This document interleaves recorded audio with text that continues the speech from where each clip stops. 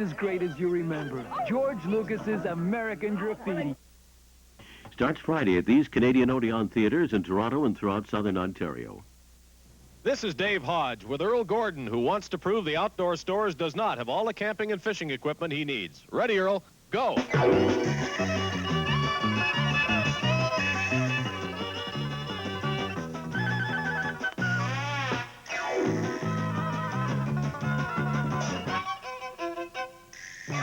Well, Earl, anything we don't have? Yeah, the water and the fish. The outdoor stores, sports pros who know the score. That's it. My gosh. That's it. That's it. You'd know it anywhere. That's it. That's it. That's it. That's it. That's it. That's it. Perfection for your taste. To furnish it to taste. To make it happen. That's it. Nordic Craft. That's it. Nordic Craft. That's it. Home Hardware has the answer to a beautiful lawn this spring. It's this simple. If you want a nice thick lawn, now's the time for some Scott's Turf Builder. Turf Builder helps grass send off new branches, either tillers or rhizomes. This forms new grass plants that'll help thicken up your lawn and fill in those thin spots. But don't wait. Soon spring will be gone.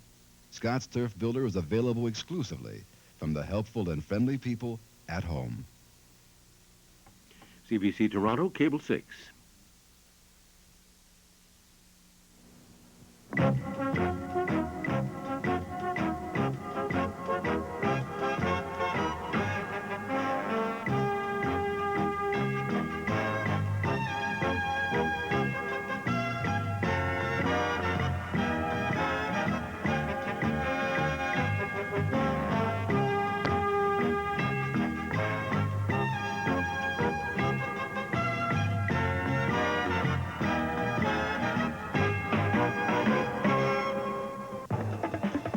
Live on CBC, Hockey Night in Canada, brought to you by Ford of Canada, on behalf of Ford and Mercury dealers from coast to coast.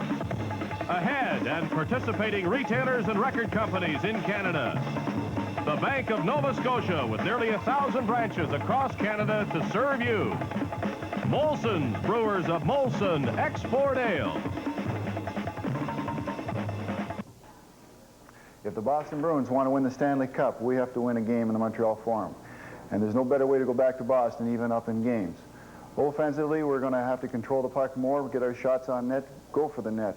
Defensively, we're going to have to control the Montreal forwards as much as possible. Slow them down, make sure they don't get the puck. It's going to be a heck of a game tonight, and if we come out on top, it's going to be one heck of a series. And so Brad Park and the Boston Bruins must win a game in Montreal. Once again, Stanley Cup fever is running high in this city, with the defending Stanley Cup champion Canadians seeking their third Cup victory in as many seasons. The excitement of spectacular Guy Lafleur and his colorful teammates grip this great cosmopolitan city, where hockey is king, the Stanley Cup its crown. In a matter of minutes, the Boston Bruins will try to even the series at a game apiece. But before the opening face-off here at the Montreal Forum, let's go back to Saturday night, the series opener, and the Canadians' 4-1 victory. Boston takes an early lead. A shot by Schmatz is deflected home by Brad Park, and the Bruins score on the power play to lead 1-0. 2 minutes later, Guy Lafleur wins the face-off. Guy Lapointe's shot is knocked down, but Lafleur is there to whip home the rebound. The Canadians have a power play goal of their own, and it's tied 1-1. Again, Montreal in the first period on the power play. Lemaire to Lafleur. To Lambert, it's deflected home, and the Canadians lead 2-1. In the second period, Steve Shutt makes it 3-1. A classic play. Jacques Lemaire to a speeding Shutt, who makes the play on the fly and deflects it behind Cheevers up over his shoulder. It's 3-1 Montreal. The only goal of the third period, Doug Jarvis, a lead pass to the roadrunner, Yvan Cournoyer. He makes no mistake, and it's 4-1 Montreal in game one. And now, here is our host, Dick Irvin. Thank you, Dan Kelly, and hello again, everyone. Welcome to our telecast of Game 2 of the 1978 Stanley Cup Finals from the Forum in Montreal. And once again, I welcome viewers in both Canada and the United States through the combined efforts of Hockey Night in Canada and NHL 78. Danny Gallivan will call the play-by-play along with Chico Resch of the New York Islanders. Dan Kelly is my co-host, and Lou Nanne, the general manager of the Minnesota North Stars, will be along to analyze the playoffs and tonight's game. The Bruins admit they were a bit tired in Game 1. The Canadians agree. Tonight should be a fine show. Our Stanley Cup playoff coverage returns with the opening face-off. The voice, B.J. Thomas. Hey, won't you play another somebody done somebody wrong song? The album, the B.J. Thomas Collection. 26 sensational hits in a giant 2-album set. And she'll sing sha-na-na-na-na-na-na, it'll be alright. Deep in the eyes of a New York woman, I just can't help believing when she smiles up soft and gentle with a trace of misty morning and the promise of tomorrow in her eyes. I'm hooked on a feeling. In the stores now, 2 record sets $6.99, paper cassette $7.99. The 26-hit B.J. Thomas Collection. We're down at ice level at the Montreal Forum with New York Islander goaltender Chico Resch. Chico, we just want you to tell us about the 2 goaltenders involved tonight, Ken Dryden of the Canadians and Jerry Cheevers of the Bruins. Well, as you know, confidence is about 75% of playing goal at this level. Kenny Dryden, he always seems to play well against Boston, so you know he's going to be confident. And Jerry Cheevers, coming off an excellent game on Saturday night, I suspect his confidence will be strong also.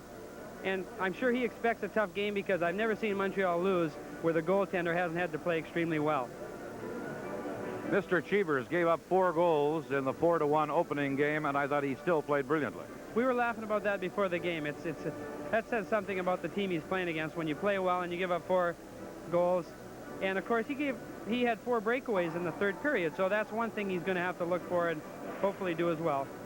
That's Chico Resch, and now we go to Dick Irvin. Well, the Bruins hope the score will turn out a little differently than Saturday night. Lou Nanne, they'll have to play a little differently. What do you expect? Well, Dick, I think first of all, we're going to see a much more physical game than we saw in that opening game. I expect the Bruins will take the body more, and I'd have to say that they're going to change their style of checking. Montreal was able to carry the puck over the blue line too much. I anticipate this time they might forecheck with just one man, pick up the wing so that the defenseman can stand up, sort of forcing the Canadians to throw the puck in, letting Cheevers handle it, and that way be able to get back to their own style of play. Use the body, but you have to catch them to hit them, don't you? Well, if you're coming back 4 abreast, there's not that much room on the ice, and I think then they can hit them. Okay, Lou, thank you very much. Chico Resch and Lou Nanne with us throughout this final series. The Canadians and the Bruins now set for Game 2. Up to the broadcast booth, here is Danny Gallivan. And from Newfoundland to British Columbia. Good evening, everybody, and a warm word of welcome to you hockey fans from Newfoundland to British Columbia and to the viewers in the United States. And we extend this welcome from the broadcast booth from Chico and me. And Chico, all games in the playoffs are important. How about this? Well, no question, Boston has to win one game in Montreal. And talking to John Cherry and talking to some of the players before the game, they all feel tonight's tonight, so it should be a good game. Roger Doucette, he has become, over the years, a very integral part of the Forum festivity. And for the playoffs, as we mentioned last night, he is here in his just absolutely wonderful attire. And he has been in great voice, and I'm sure he's going to be in great voice tonight. Here he is.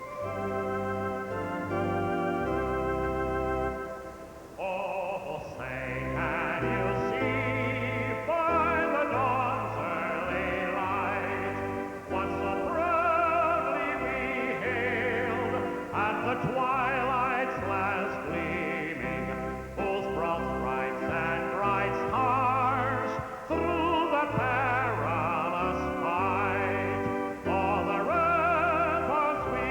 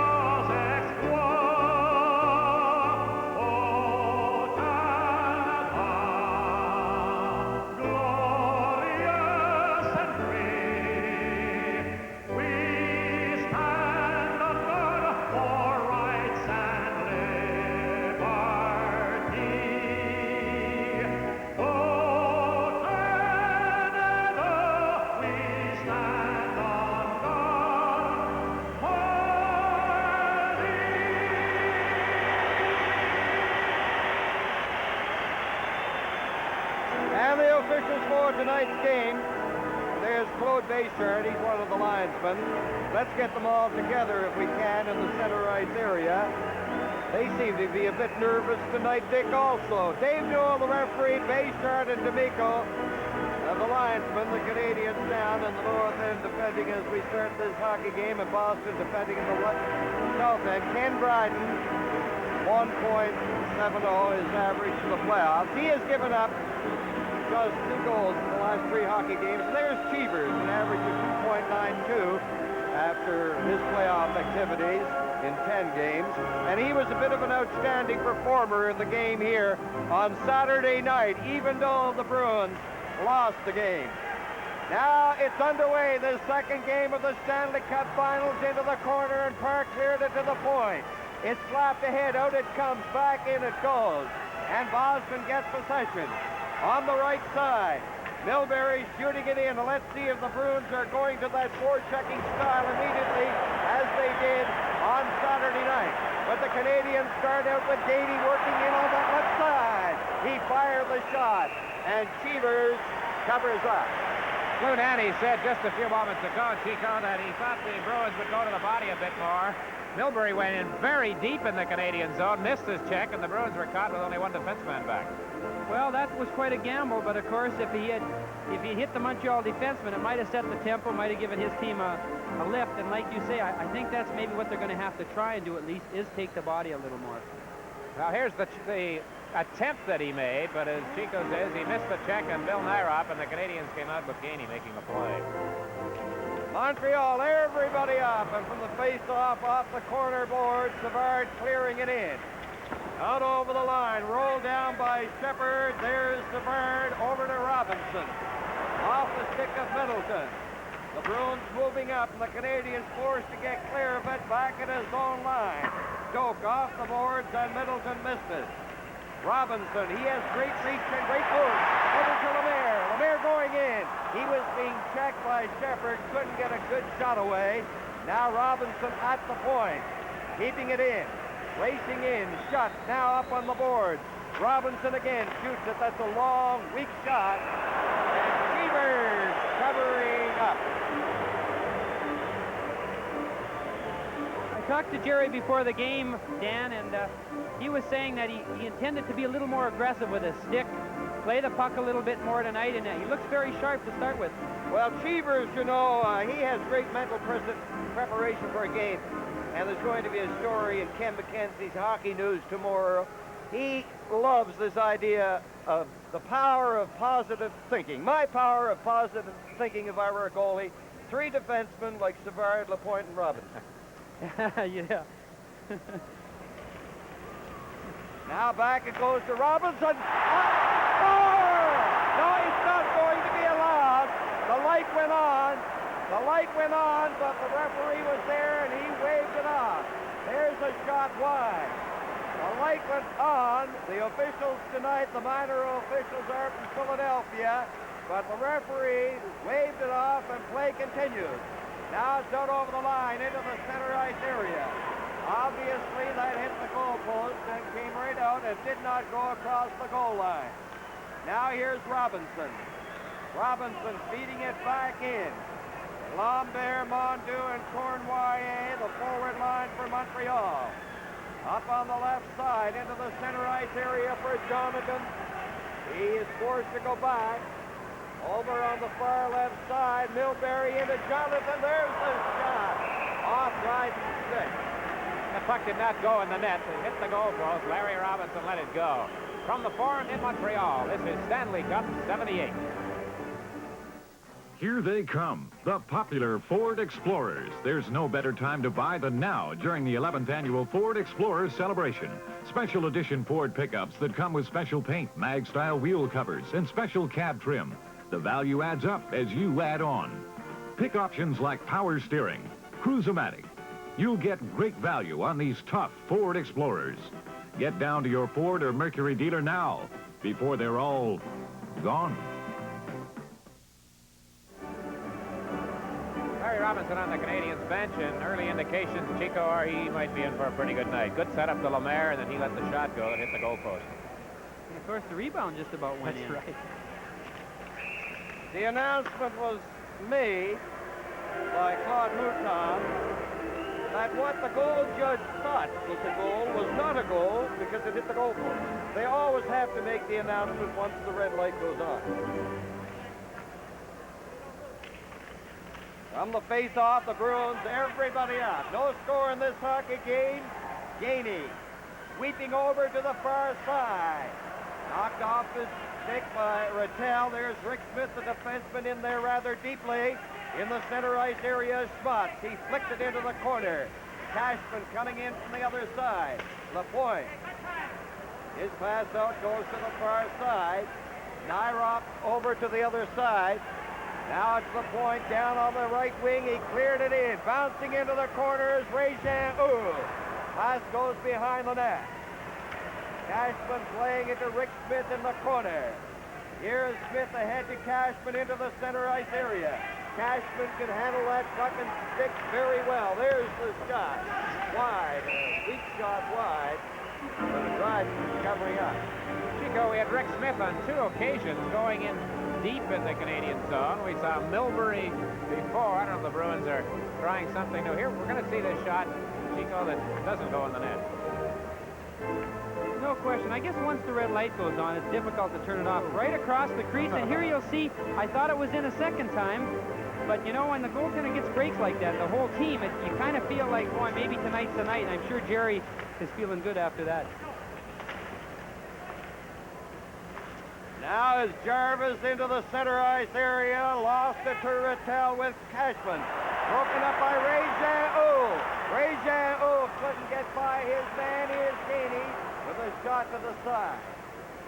Now Brad Park getting it into the center ice area. Gainey at the Boston line, brought it in offside. Before the game tonight, we asked Boston goaltender Jerry Cheevers what it feels like to be the target for the Canadian shooters. Well, there's no secret. The Canadians do come out pretty quick in here, and they come upon you quite fast. But a lot of the times in here, I feel like we are back.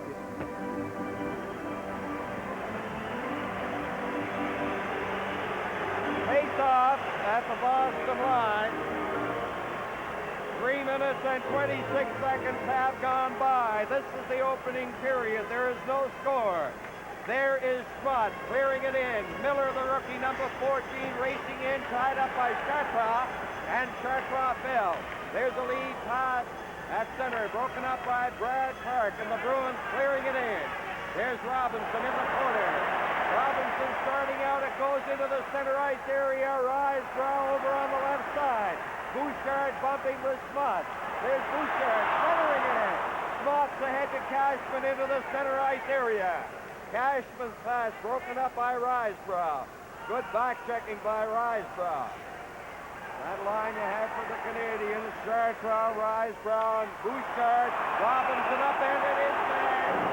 And a penalty coming up against the Montreal Canadiens for tripping. Tonight's Stanley Cup playoff game is coming to you from the Montreal Forum.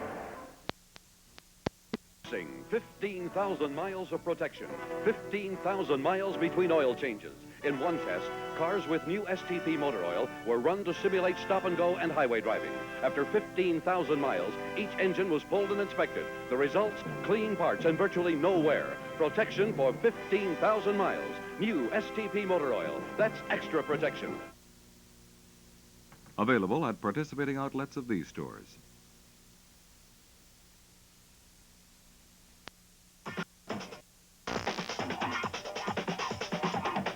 CBC covers the Commonwealth Games in Edmonton August 3rd to August 12th. The Canadians playing short-handed. First penalty of the game. Larry Robinson, there he is. He's in the box for tripping at 4:13. Shepard, O'Reilly, Middleton, Schmutz, and Park on the power play for the Boston Bruins. Canadians from Montreal defending with Jarvis, Gainey, Lapointe, and Savard. And the Bruins igniting their power play into the center ice area off O'Reilly. Middleton right in front, and he was tied up by Lapointe. Now here's O'Reilly. Into the corner it goes to Shepard. Takes the shot, and it goes off the board, on the board, and it's cleared down the ice by Gainey. A minute and 20 seconds left in the penalty to Robinson, and the Boston Bruins starting out into the center ice area with O'Reilly. He puts on the brakes, takes a look, a feathery pass into Shepard, right in front of the net, and Middleton couldn't pick it up. A shot by Park, and that one went off Dryden over the glass. Chico, that play had overtones of the first Boston goal on Saturday night when on the power play they fed it in front of the crease and Brad Park was there. Middleton was there this time as Wayne Cashman looked on from the Boston bench, the veteran Bruin captain. I like the way Boston is playing tonight. They seem to be playing with a lot of confidence, and they're holding the puck, and they've worked it well on this power play. The point into the corner. Here is Shepard. Back to the point. Spots with a good shot. That hit Middleton or Savard in front. Now it is Gainey down on the left side. Off the board. Park broke it up and takes over and leads this power play attack for the Bruins to the right side. Shepard in with O'Reilly. Too many Bruins there, and it was picked up by Uhl and cleared it into the center ice area. Good dragging of the puck by Uhl. Now it's shot down the ice and over the line, and Stevens coming up against Lemaire. Now, Chico, you've done the same thing, I'm sure. You're in the other team's rink. You hang on to the puck and the people flew. Doesn't bother a goaltender, does it? No, actually, you know that it's upsetting the crowd, and hopefully it's upsetting a team like Montreal who likes to keep the puck flowing. I know it upsets Dan because he likes to keep things flowing. You hate to get a break. But, you know, a play like that, you want a line change because the line had been out there for quite a while, and it was a good opportunity. Here you'll see the puck flip down. And a near miss, that's one thing you have to look for. Playing against Montreal, when you have a man advantage, is they still go for that long breakaway. Chico, it upsets me because the rule is there, and it says it should be a penalty. Yeah, well, the rule book doesn't lie. But they never enforce it. Now back into the center ice area. Exactly 10 seconds left in the penalty. There's Marcotte, and his pass went off LaPointe's leg into the center ice area. Cashman shooting it in front into the slot position, and it's cleared up by LaPointe. Robinson ahead to Lemaire, back to Robinson. Robinson right in front, and a ricochet off McNabb's skate as the penalty coming up for a hooking as Milbury went to the ice rather heavily. And it comes just seconds after Robinson came back out of the penalty box. This is Stanley Cup 78 from the Forum in Montreal. What do we do? Well, we told our wives. You mean work on the boat? Yeah, work on the boat. We've got all kinds of time. There's ice in the water. Oh, we gotta do it now. It'll be gone by the weekend. Bet? Yeah. Loser buys the X. Okay. Such a mark. For years, Roger and the boys have talked about working on the old boats Why don't we do it tomorrow? and had second thoughts over a little Molson Export Boat Ale. in the water before this clown's got the deck sanded. Molson Export Ale. It keeps on tasting great. Hooking the call on the Canadians' number 15, Ray-Jan Uhl, and we see the reason why. Mike Milbury, the Boston player, involved in the play, so the Bruins, after having a power play chance in which they didn't score, get one right back with Uhl in the penalty box. It will be McNabb at center, Cashman on the right side, Marcotte on the left wing, and Schmutz and Shepard back at the point. Jarvis and Gainey up front once again for the Montreal Canadiens with Robinson and Savard on the defense, and here come the Boston Bruins into the center ice area up on the left side. And McNabb has to go back for it. Good forechecking there by Jarvis and Gainey. Now on the right side to Schmutz. In it goes, and McNabb just failed to pick up that pass from Schmutz. Down into the Boston zone again. Here is Schmutz to the right side to Cashman. Schmutz leading the attack, a four-man Bruin attack in over the line. It's loose to Robinson, and Robinson takes his time and shoots it down the ice. A minute and 12 seconds left in the Ray-Jan Uhl penalty. Cashman racing after it on the right side, but Robinson gets there. Around the net, Robinson to the other side, and it goes to center, and on it is Shepard. Now it's Schmutz turning to get away from Risebrough, who is up front killing off the penalty with Lemaire. Canadians doing an excellent penalty killing job. There's Savard breaking up a pass that's loose at the line. McNabb has it, takes a look, and fires it into the corner. In there goes Robinson, off the glass, comes to the line. Here's Rattel, getting to the spot. He shoots it, blocked by Savard. Savard after it. Robinson helping out into the center right area.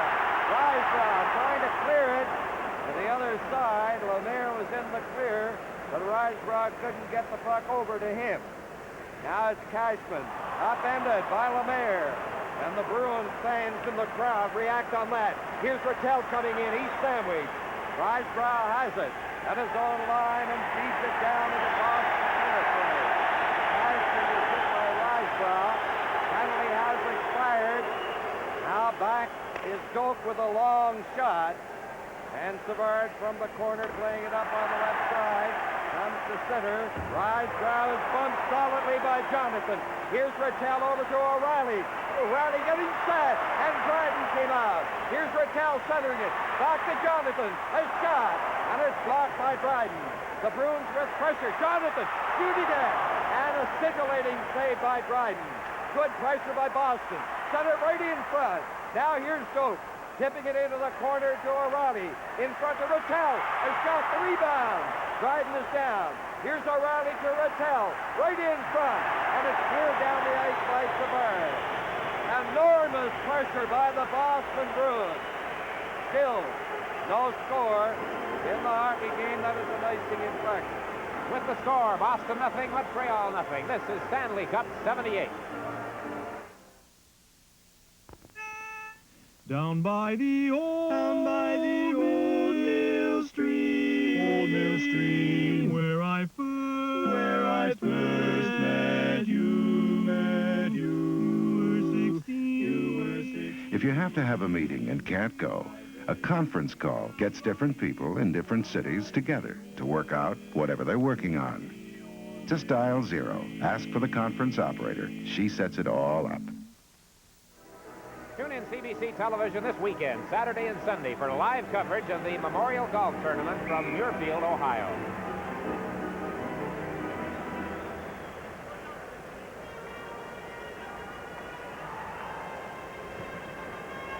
And Don Cherry has to be very satisfied, the coach of the Boston Bruins, with that last offensive effort by Boston. They were much more effective than they were when they had the odd man advantage, Chico. Well, like I said, they're really controlling the puck. They're taking their time, you know, they're showing a lot of confidence. And, you know, you forget that they were a high-scoring team this year. They scored a lot of goals. They had quite a few 30-goal scores, so they can score if they take their time and don't get intimidated.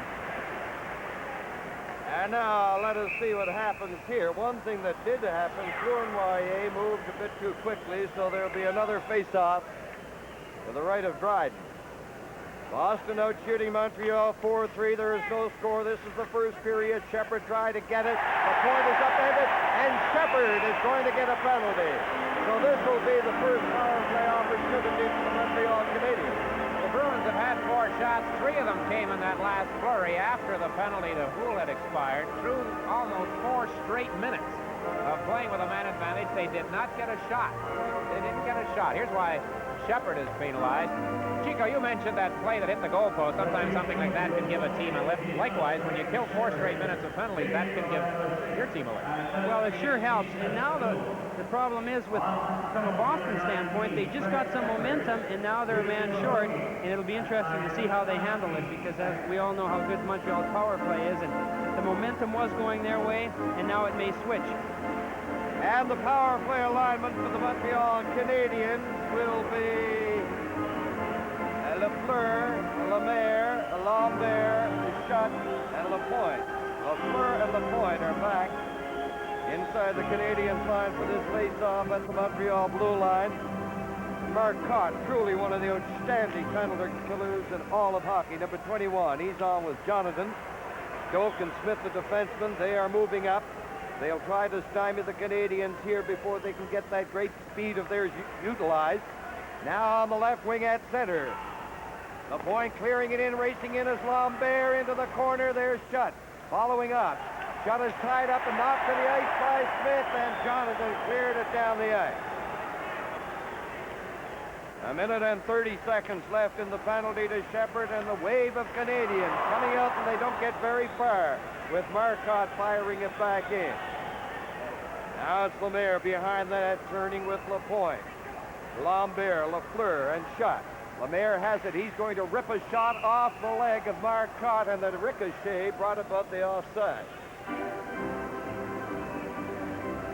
Well, out on the ice right now is young Stan Jonathan, who is combining with Marcotte on the penalty-killing role. He's done a little bit of everything for the Bruins. In his second year, Don Cherry said a year ago he sort of came out of the blue, had a good rookie season, and a better sophomore campaign. A minute and 12 seconds left in the penalty. Lemaire over to Lapointe, working in against Milbury. Cheevers clearing it. Down the ice into Canadians' territory. And the Canadians' power play in the first minute of the penalty has been very anemic. Credit for the Bruins, the way they're killing it off. Now it's at the Boston line. Puck is loose to Schott. Lafleur going to the other side. Here's Milbury taking over. And he clears it down into Canadians' territory. Over it goes to Lapointe at center. Over to Lafleur trying to break through there. Cheevers away out of the net. And he's a very active, very alert goaltender. Helps his team very much by his maneuvering. Lapointe dropping it over on the other side. The Canadians here look on the power play. Now there are 15 seconds left. Lafleur missed the pass into the corner. Brad Park failed to clear it out. Over it comes above the race. Oh! Here's Gould. Getting it back to Savard. Fakes the shot to Cournoyer. Right in front. And it's batted away. The penalty has expired. Here's Lafleur. Lafleur still with it. Over the other side to Savard. Savard trying to work in front. A weak shot is wide into the corner. Here is Schmutz getting rid of it. Miller is chasing it. He would be offside if he touches it. There he is, offside. Well, again, a team that didn't do much in a power play had a few more chances after the penalty was over. There's the Bruins. Number 14, Bob Miller, who played hockey collegiately for the University of New Hampshire. He's a Massachusetts product. The Bruins got him to Ottawa and played junior in the top Canadian OHA League for a while to get a little bit of that type of experience, and he made the team at training camp this year. He's not even listed on their, was not listed on their training camp roster or in their media guide when he made the club. The Bruins had a tough break this year with Foster losing him. Now Brad Park with suffering a bit from what is termed a hazard of the trade. He was nicked. No score in the first period, and the active Cheevers cleared it on the left side. Boston losing it, and Roberts shooting it in. One of the biggest sports celebrity dinners in all of Canada will be held in Belleville on May the 31st. Bobby Hull will be the host. They're going to have King Clancy and Sillaps and Don Cherry, and that great after-dinner speaker, Red Story. Of course, Red does pretty well before dinner, too. And talking about Belleville, Dave Kerr died the other day. Yes. I didn't mention that then. Did you mention it? No, I was hoping to get a chance. There's a long lead pass. Mondeau off the right wing board. Draped in on the board. By Doak. On the move. Bumping. Knocked to the ice. And that Renfit number 18 is a rugged individual. You see shots off, bounce off him. And we get the first rhubarb of the night. The Bruin players upset with that call. But it appears as though Boston, after having 2 straight power play chances, now will be killing a penalty for the second straight time. This Stanley Cup playoff game is coming to you from the Montreal Forum. You're about to be welcomed to one of the best hotels in the world. The hotels with the best locations, near the things you need to be near. The hotels with the best system of standards for taking care of you. The hotels that take care of more travelers than anybody else. Holiday Inn welcomes you to some of the best hotels in the world. 2 minutes for boarding at 12 minutes, 6 seconds. John Wensink of the Bruins has been sent off for boarding. He's not involved in that particular situation, but he is right here. Chartres feels the brunt of the check, and Wensink is off for 2 minutes. The Canadians with their second straight power play opportunity. Time of the penalty, 12:06 in this scoreless first period.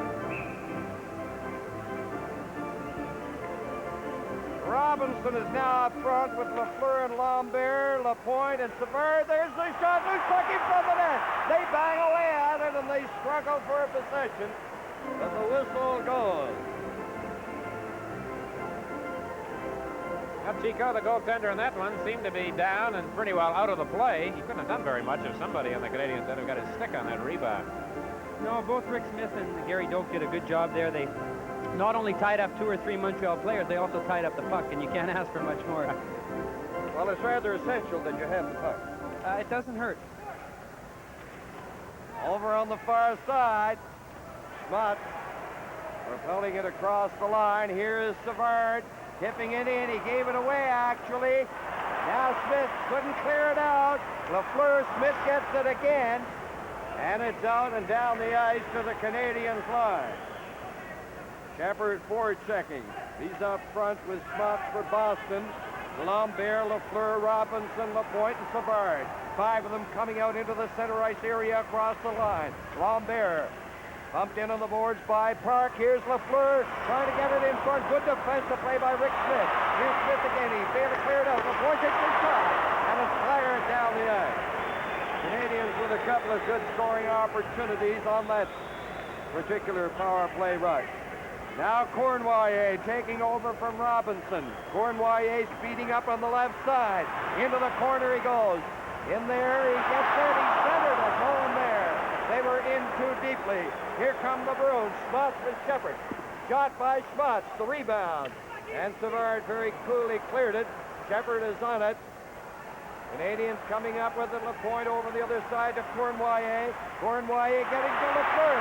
Lafleur trying to pass it back. Lapointe takes his shot. And it goes off Park over the glass. Brad Park gets the credit on that one, Chico. Again, the defense coming to the rescue of Cheevers, who was out of position on the play after making the initial stop. Cournoyer and Lafleur do the combining on the play, but the big chance comes. Watch Park 22. The big chance comes here after Cheevers goes down, sitting down, and the shot is fired by Cournoyer, and it was deflected by Park.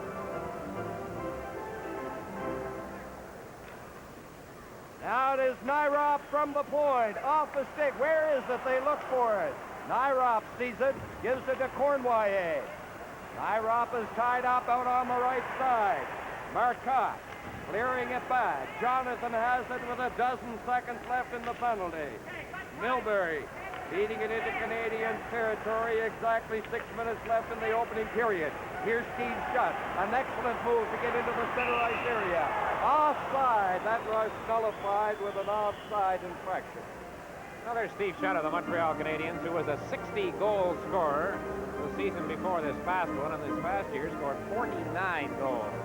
109 regular season goals in the past 2 years for Steve Shutt. Chico, different tempo to this hockey game at this stage compared to Saturday night's opener. Oh, no, I love the way that Boston is under control out there tonight. As comparison to the first game, they seem much tighter, but tonight they seem relaxed, and they just seem to be doing everything the right way, and it looks good if you're a Boston fan. Now Cashman getting it out. Wensink is out of the penalty box. Robinson on the left side. In it goes off Nyrop's stick. Milbury out to Rattel on the right side to Cashman. He's down to the line. Cashman fired a shot. The rebound. And Wensink missed that one. Jarvis in on the board. Who got clear of it. It's to the Boston line. The veteran Doak being watched carefully by Gainey up on the right side. Kept in by Jarvis. Now Cashman is checked. At the line by Jarvis. Rattel has it to pass, and Wensink is offside on that left wing. Live from the Montreal Forum, the Stanley Cup playoffs. As nature designed the Tiger, swift, efficient, powerful, not an ounce of excess, so Chrysler designed its 78 outboards. From 4 horsepower through 140, including the new 85, 115, and 140 horsepower Chargers. They're among the most efficient beasts on the water. This year, go with the Tiger. Let a Chrysler turn you loose. Your Chrysler dealer is in the Yellow Pages.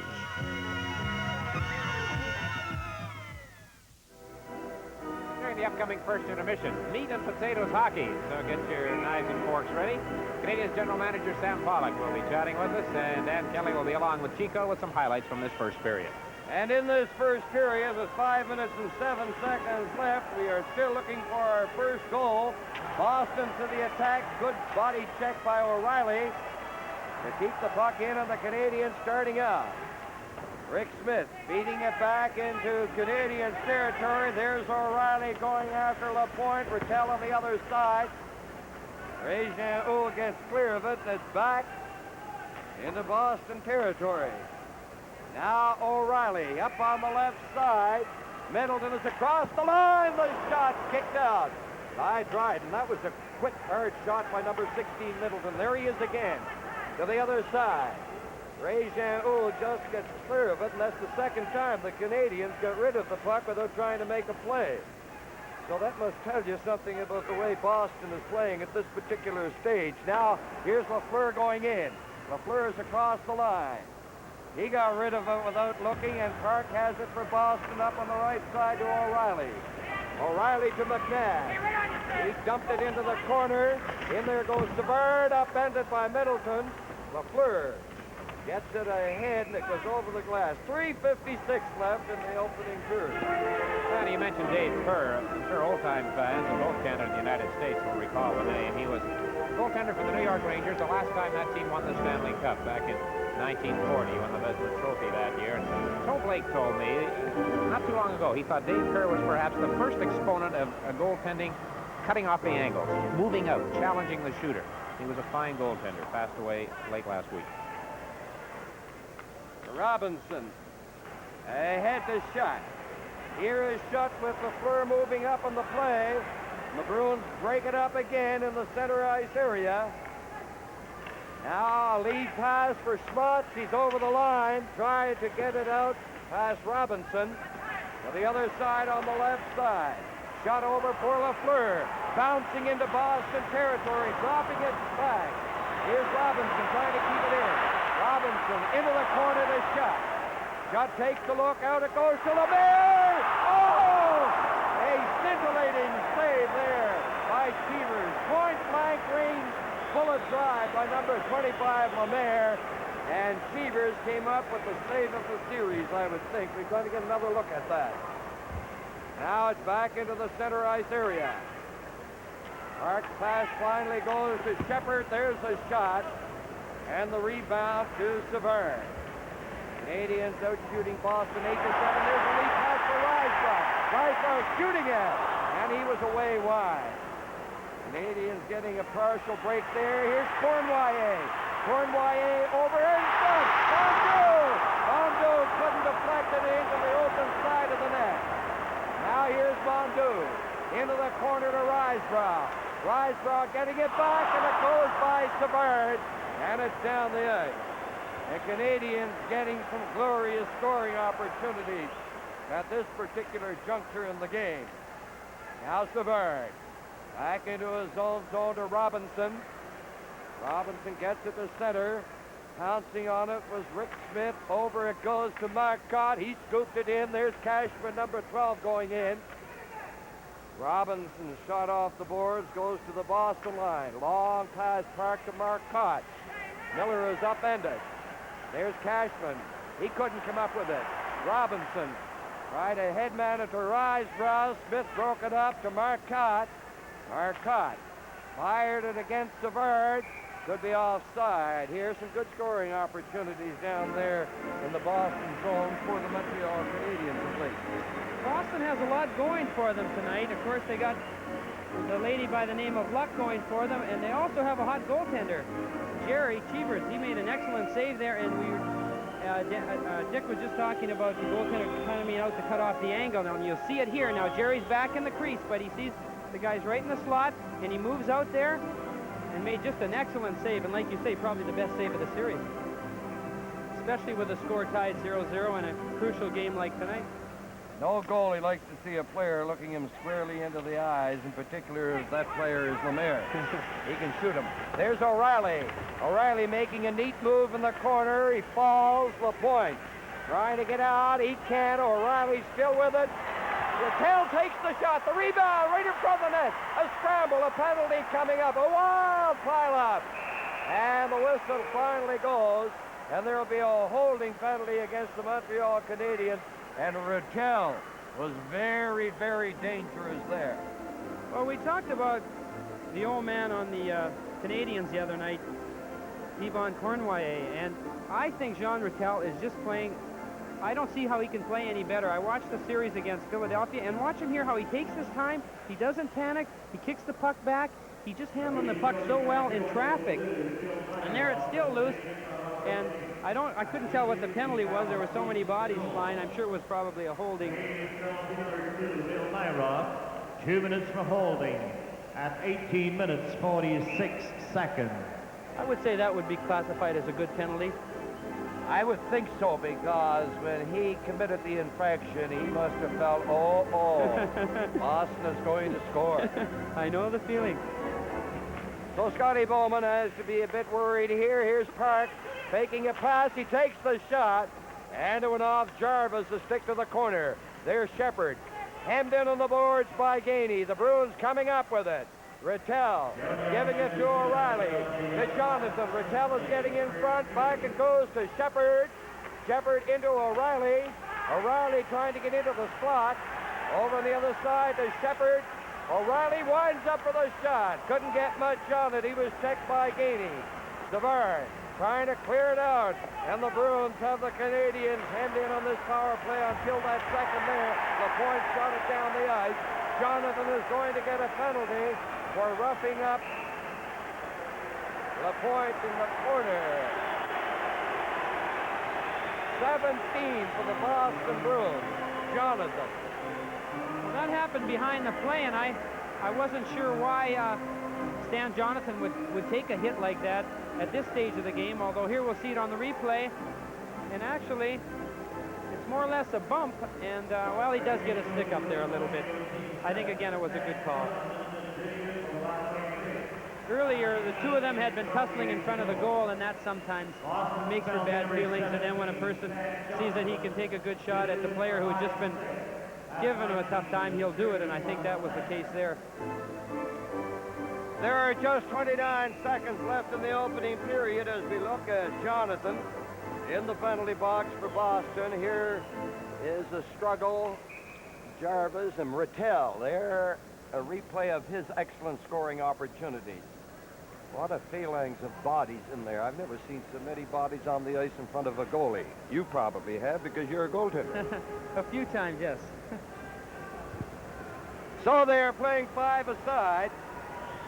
Lemaire will face off against Marcotte. We have Robinson and LaPointe back at the points. They are poised for shots should the face-off go back.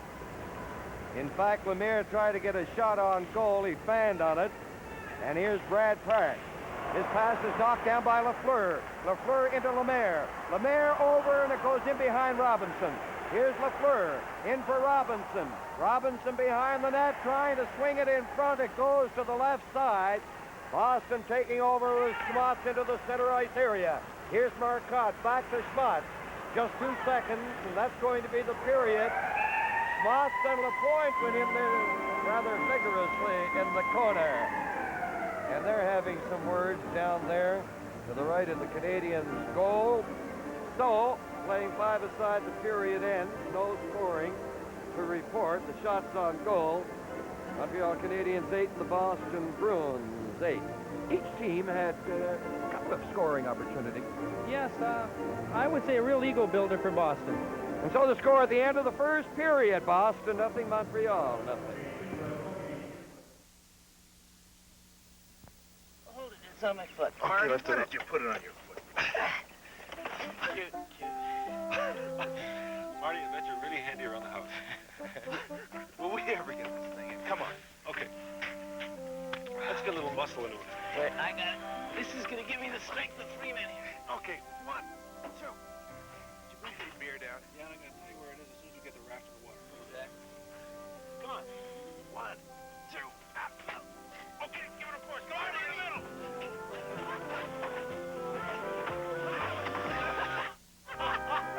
First chance every summer, Marty and the boys get the old raft back in the water and treat themselves to a little Molson Export Ale. We got the beer and you got no paddle. We're going up to the cottage. Stay with the ship. See you, Marty. Molson Export Ale. It keeps on tasting great.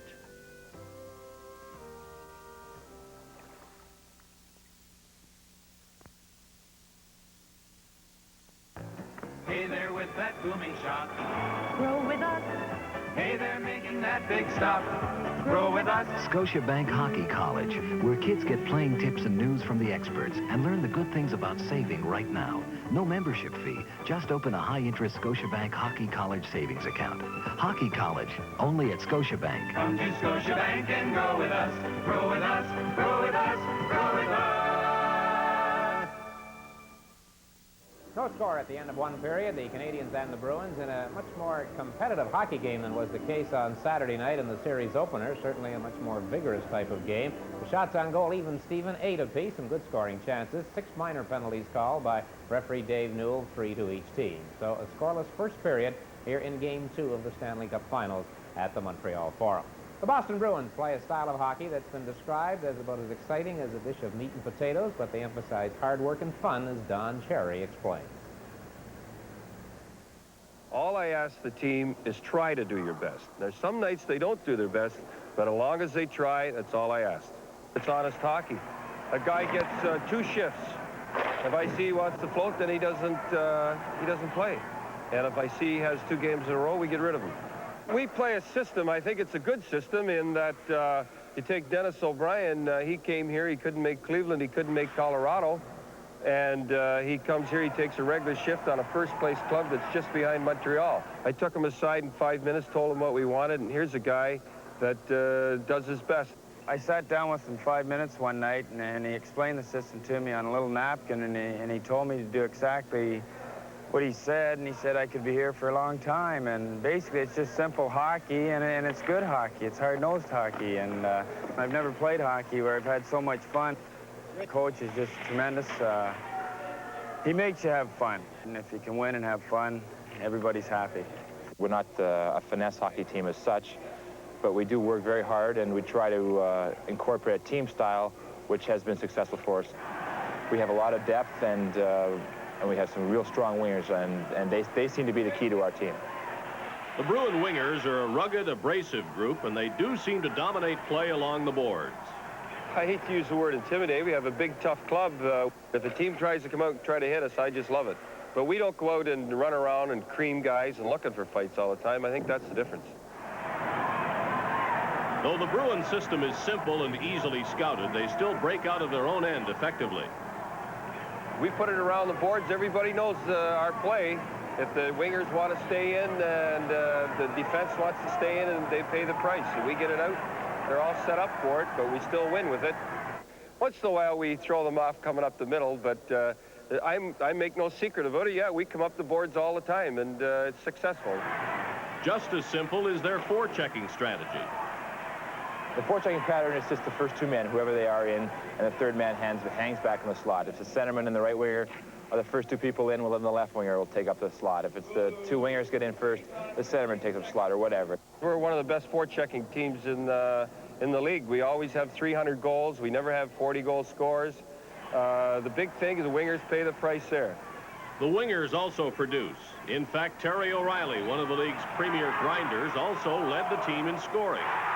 But with players like sharpshooting Peter McNabb, Greg Shepard, and the classy Jean Rattel, the Bruins are also strong up the middle. Our centermen are, I hate to say it, the brains of the team. And they feed the wingers. They're in the slot waiting.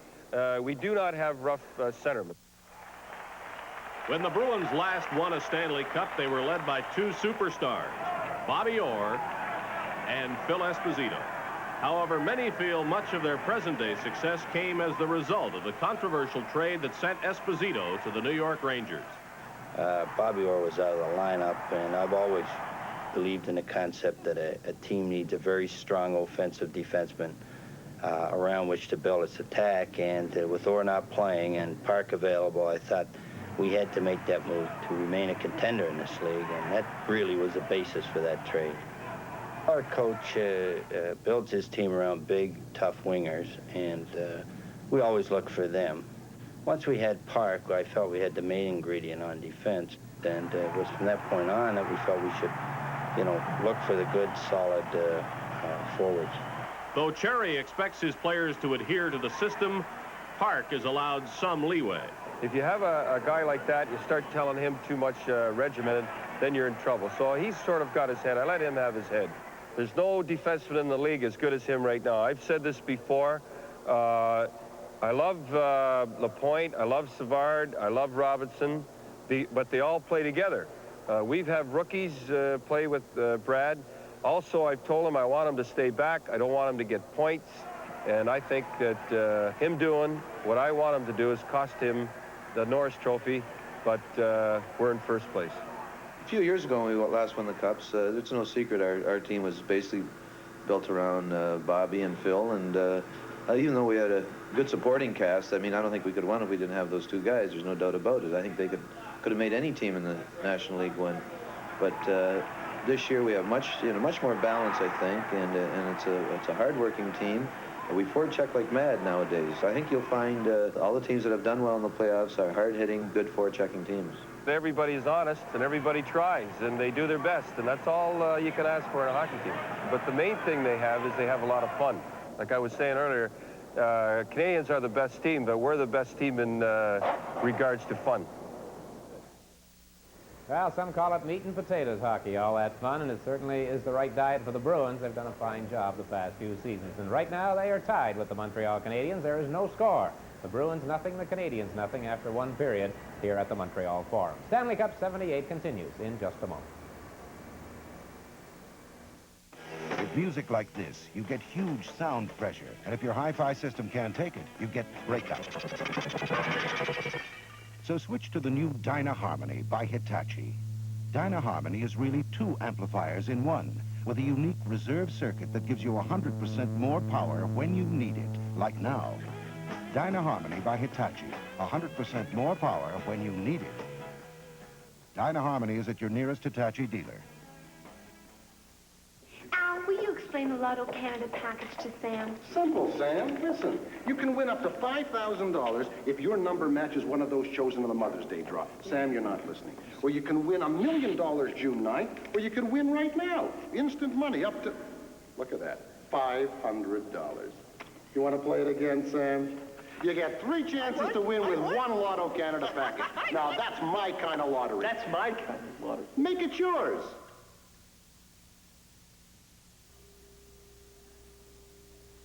Very pleased to be chatting with Sam Pollock, the Vice President and General Manager of the Montreal Canadiens, and it's our first opportunity on the show, Sam, to publicly congratulate you on your election to the Hockey Hall of Fame. Someone once told me that you don't really realize what it means until it happens to you. How did you feel?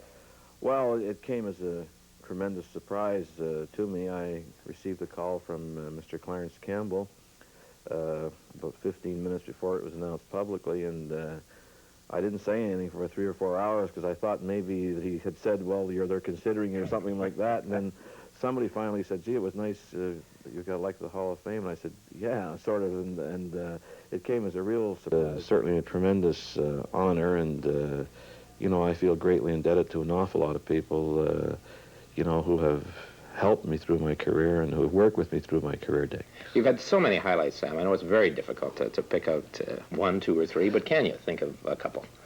Well, I guess when I first came here back in officially, really, in 1947, being associated with people like Frank Selke Sr. and your dad, and then, you know, later on with Toe Blake and Kenny Reardon and all of the other people since then, like Scotty and Claude and Al McNeil. It's just been a wonderful experience in the 30 years I've been here.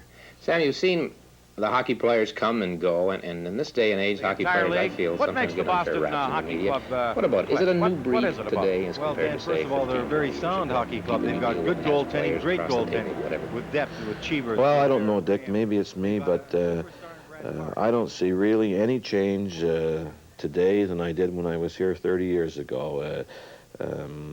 Every player that I've been associated with here with Canadians has always had, you know, one goal, and that was to do the best he could in every game he played. And I've seen a lot of players over the last 30 years, and I'd rate today's players with any players, and I'd rate yesterday's players with any players. What about today's team? Well, it's awfully hard to make comparisons. I think a great player or a great team would have been great in any era. I've always said this. I don't think you can make comparisons, and you know, I think that any team that wins a championship or any player that wins an award has really done something to achieve that. You've won the championship, Sam, now the last few years, and of course you hear people say the Canadians are too strong, they should change the drafting laws, etc., etc. What is your reaction when you hear comments like that?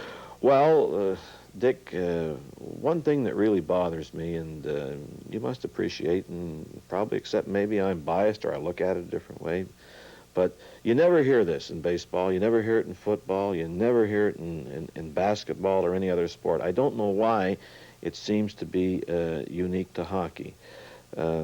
Obviously, you know, from our side of the fence, we try, like everybody else does in the league, to assemble the best team that we can, and we've been successful the last few years. But before we won the Cup, Philadelphia won it 2 years, and I don't know, sometimes it baffles me. You feel that they're trying to penalize you for success, and it works really. Well, I don't really know what it is. I try not to pay attention to it. Sam, the future, I know we really can't look at it too much, but there is one point that's received a fair amount of publicity. Mark Napier, who was your top draft choice a year ago, was around during the Toronto series at the practice and so on. What are the logistics involved with the possibility that Napier might join the Canadians? Well, he's still under contract to his present club, and that contract runs out during the summer months, and we would very much like to have him join our club, and we'll talk to him, you know, as soon as his contract does run out. He's a fine hockey player, and obviously we thought that when we drafted him, and we're very interested in sitting down and talking to him when we can do it legally. Well, Sam, thank you very much for chatting with us, and again, on behalf of all of us on the show, sincere congratulations on your well-deserved nomination of the Hockey Hall of Fame. Thanks, I appreciate that, Dick. Sam Pollock, the General Manager and Vice President of the Montreal Canadiens. Stanley Cup 78 continues in just a moment. How long do you want your car to last? 1,000,000 miles. She's already done 89,000, and the only thing I've ever done to the engine is tune it up. Of course, I check it regularly, and the only motor oil I've ever used in my car is Quaker State. Quaker State can't promise everyone the kind of mileage Julian Fry gets, but Quaker State helps cars last, and that's a fact. I guess that's why Quaker State's the best-selling motor oil in North America.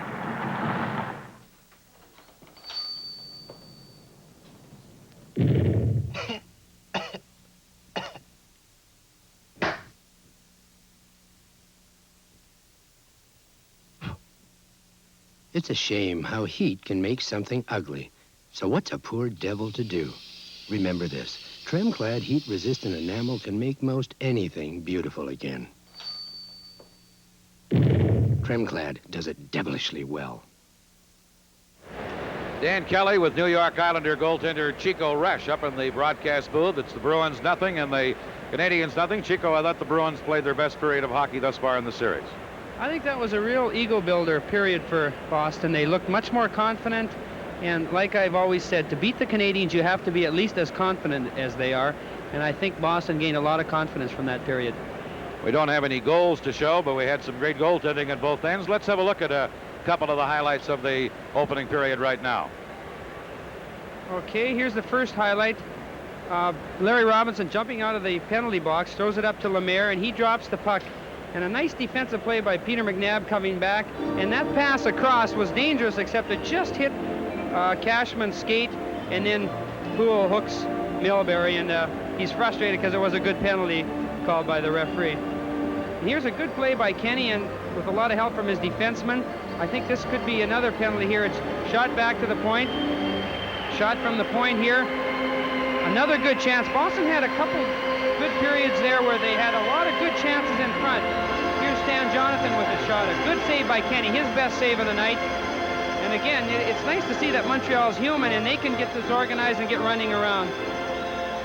Here again is Bob Gainey throwing the puck over to Cornway. He goes down on the defenseman, slips it through to Lafleur, and Jerry Cheevers makes a great play there. See how he uses his stick? And although he's caught out of position, sometimes you have to get out of position to make that initial stop. And Brad Park came and made a good defensive play to deflect it over the glass. So Park really making a key play and helping out the fallen goaltender Cheevers. Well, you know, we have to help each other, and there was a good example of the goalie and the defenseman working together. Here's the best save of the night. Jerry Cheevers comes out of the net, cuts the angle, and not only does that, but makes a great glove save. And like I say, that's great confidence for him and for the team. That's Chico Resch, the guest analyst tonight, and our highlights of the first period. It's still Montreal nothing and the Boston Bruins nothing. Live from the Forum in Montreal, the Stanley Cup playoffs. Ford Fiesta, with the secure feeling of control that's important in a small car. Fiesta, 0 to 80 kilometers in an average of 8.8 seconds. Road gripping Michelin radial tires. The traction of front-wheel drive. And excellent gasoline economy. Fiesta, imported from Germany by Ford. Test drive Fiesta at your Ford or Mercury dealer today.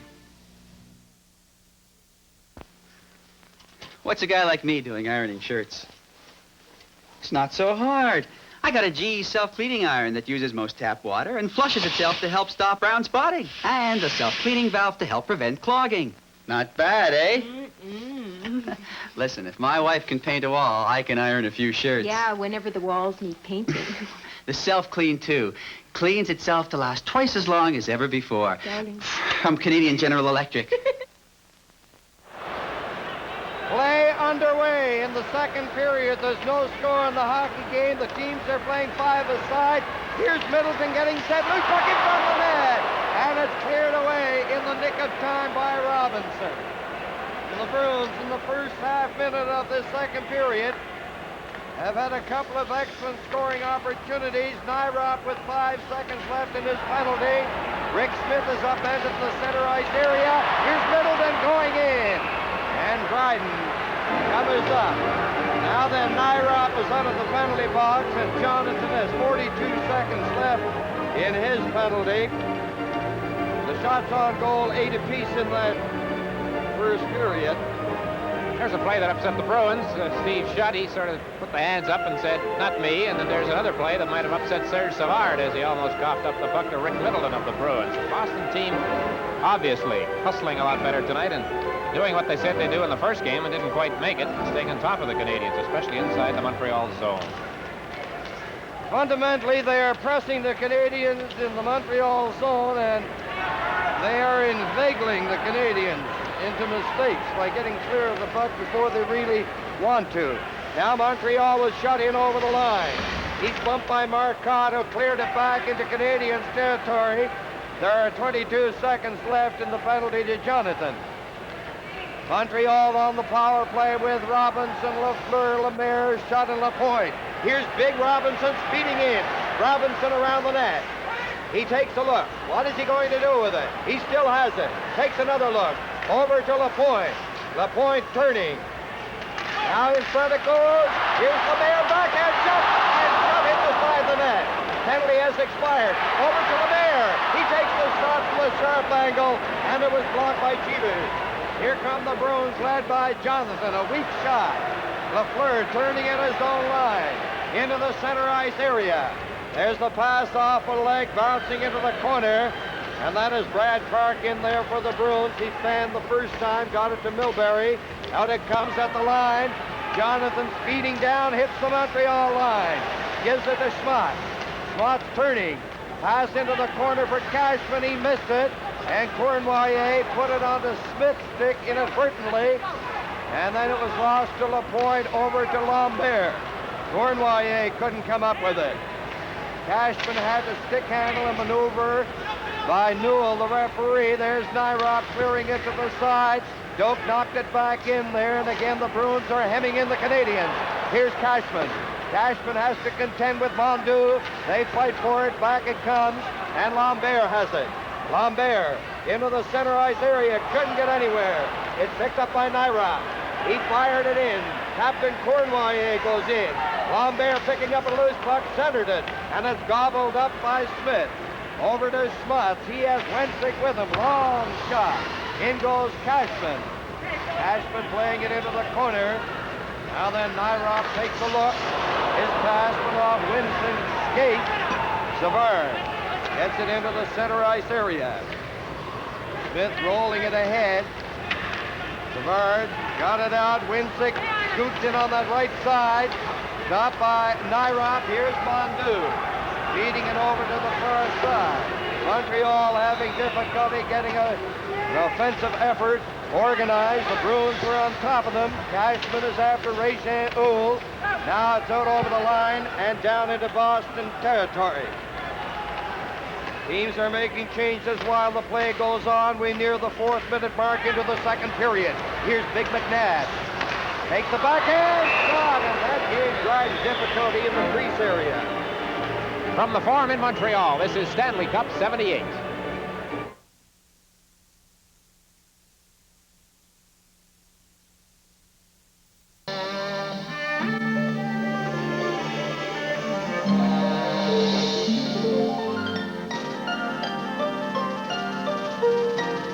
We're sure you will never forget the times you have Brador, because everything you've heard about Brador is true. You may find some at your brewer's retail now.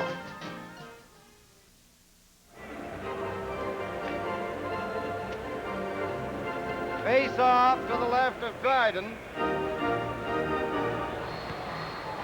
Brad Park and Milbury, the defensemen, are well in over the Canadiens' line. Jarvis against McNabb. Now it's back to Park. Park at the point. In it goes to O'Reilly. O'Reilly getting it back to Brad Park. There's the shot. He scores! Well, you heard Harry Sinden during the feature in the intermission talking about the offensive defenseman he wanted when he got Brad Park from the New York Rangers. It's his second goal of this series. In fact, it's the second goal that the Boston team has scored in this series, Chico Resch. Both of them by Park. I'm sure he got it. I don't think it was deflected. No, the thing to look for here is if we get a different angle. I think what Kenny anticipated there was the man in front, Wensick, deflecting the puck. And when he missed the puck, I think it caught Kenny a little bit by surprise, and it ended up in the corner of the net. Because Kenny looked a little bit upset after the goal, so I think he just kind of misplayed it. Saying, Chico, a goaltender should not be anticipatory. No, but remember, we're human, and that happens. Told me that. 1-0 for Boston. Now here's Lemaire into the center ice area, goes to the left wing. In over the Boston line, draped into the boards by Milbury. Park firing it. It's into the center ice area. LaPointe over on the far side to Nyrop, hitting the Boston line, in over the line, and loses it to Shepard. The Bruins leading the Canadiens 1-0. Into the corner, Milbury is being trailed by Lemaire. Lafleur looks on, gets in front of the net. Schutt trying to pick it up, and Marcotte is going to give it to Park. Park gets clear of it. Now you see Boston's style changing right away a bit, Chico. Well, I hope they don't try and sit on it. It appeared there where they just iced it for no reason. Well, that's twice Park got clear of it without looking. That's true. That's true. Phil Nyrop, the American on the Canadiens from Notre Dame University. And we're going to take a look here at Park letting the shot go. And Chico, when you look at Park, he was feeding it through, really. He took a good look and he just eased that shot. He didn't drill it. No, that's right. He anticipated a deflection. Wensick anticipated a deflection. Savard, who was on Wensick, anticipated a deflection. And unfortunately, so did Kent anticipate a deflection, and it never came, and it caught the far corner. Boston 1, Montreal no score. 3 seconds away from the 5th minute mark into the second period. It will be Lemaire against Shepard. Canadians with Robinson and Savard playing up, and the Bruins getting it out. Marcotte with the long shot. Robinson takes a look over his shoulder at Middleton, gets it up to the point. There's a shot! And Dryden had to come up with a big save from the point by Rick Smith. Here's Robinson into Boston territory. Robinson dropping it over for Savard. Here's Savard. Takes a look, tries to jam it in from the side. Blocked by Cheevers. Here's Savard to Robinson. Robinson getting it into Lemaire. He tried to fire it in front, and it was blocked. O'Brien out there, he blocked it. There's the shot, the rebound, and Shuck missed it. Canadians with pressure on. Marcotte bodies Robinson. Canadians, Lafleur couldn't hold it in, waiting for his teammates to take Boston territory. The Bruins taking over with Shepard, twisting and turning to center. It goes to Marcotte. He fired it. No difficulty. There's another shot. That would have missed the net. It went off Dryden and over the glass. Tonight's Stanley Cup playoff game is coming to you from the Montreal Forum. The overcoat. Canadians have long known its true meaning. Protection, durability, value. And for our homes, we need Olympic overcoat. Overcoat, specially formulated to cover old paint. Easy to apply and long-lasting. Olympic guarantees it. Give your home the beauty and protection of Olympic, the great Canadian overcoat.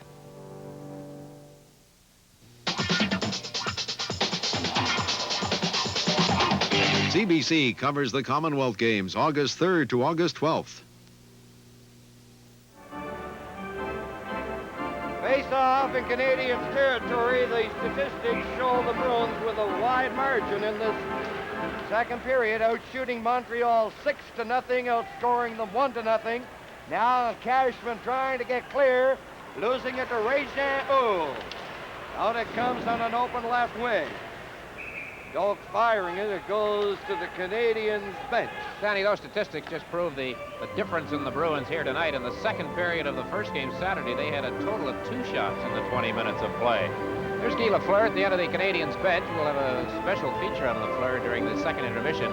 He's been held pretty well in check tonight, mainly by Don Marcotte. Lapointe clearing it ahead. Could be icing as the Bruins touch it. They didn't. Gainey got there. That could be a big play for Montreal. Now it's back to the point. The point taking a shot off the leg. Into the corner. Régent. Jarvis is given a solid choke by Milbury. They struggle for it along with Rappel and Oul. And the face-off in Bruins territory. Now another American-born player in the Stanley Cup Finals, Mike Milbury, played collegiately at Colgate University, native of Brighton, Massachusetts, in his second full season. And sort of came of age as a hockey player for Team USA in the Canada Cup Series in the fall of 1976. He's been a regular with the Bruins ever since. Jerry Cheevers was telling me, and he should know, he said that Mike Milbury has improved 50% over last year. He's made the most improvement. There you see Scotty Bowman, and I think he looks worried. You can almost hear the voice of Scotty Bowman over the voice of Chico Resch right there. There's something's got Scotty upset. I think possibly the way that a line change. You see, if you can read correctly, I think he's saying they changed twice. Now he says, no, they didn't. That's what upsets him. He says the Bruins changed twice. He's been assured they changed twice. No luck. Rick Smith clearing it off the boards. Lafleur gets the puck to the other side. Marcotte rolled it down to the Canadians' line, and Savard hands it off to Robinson. 1-0 for Boston. Here's Cournoyer speeding in. He centered it. It went by Shutt and Lafleur. Robinson shooting it. His puck is down to the net. He scores!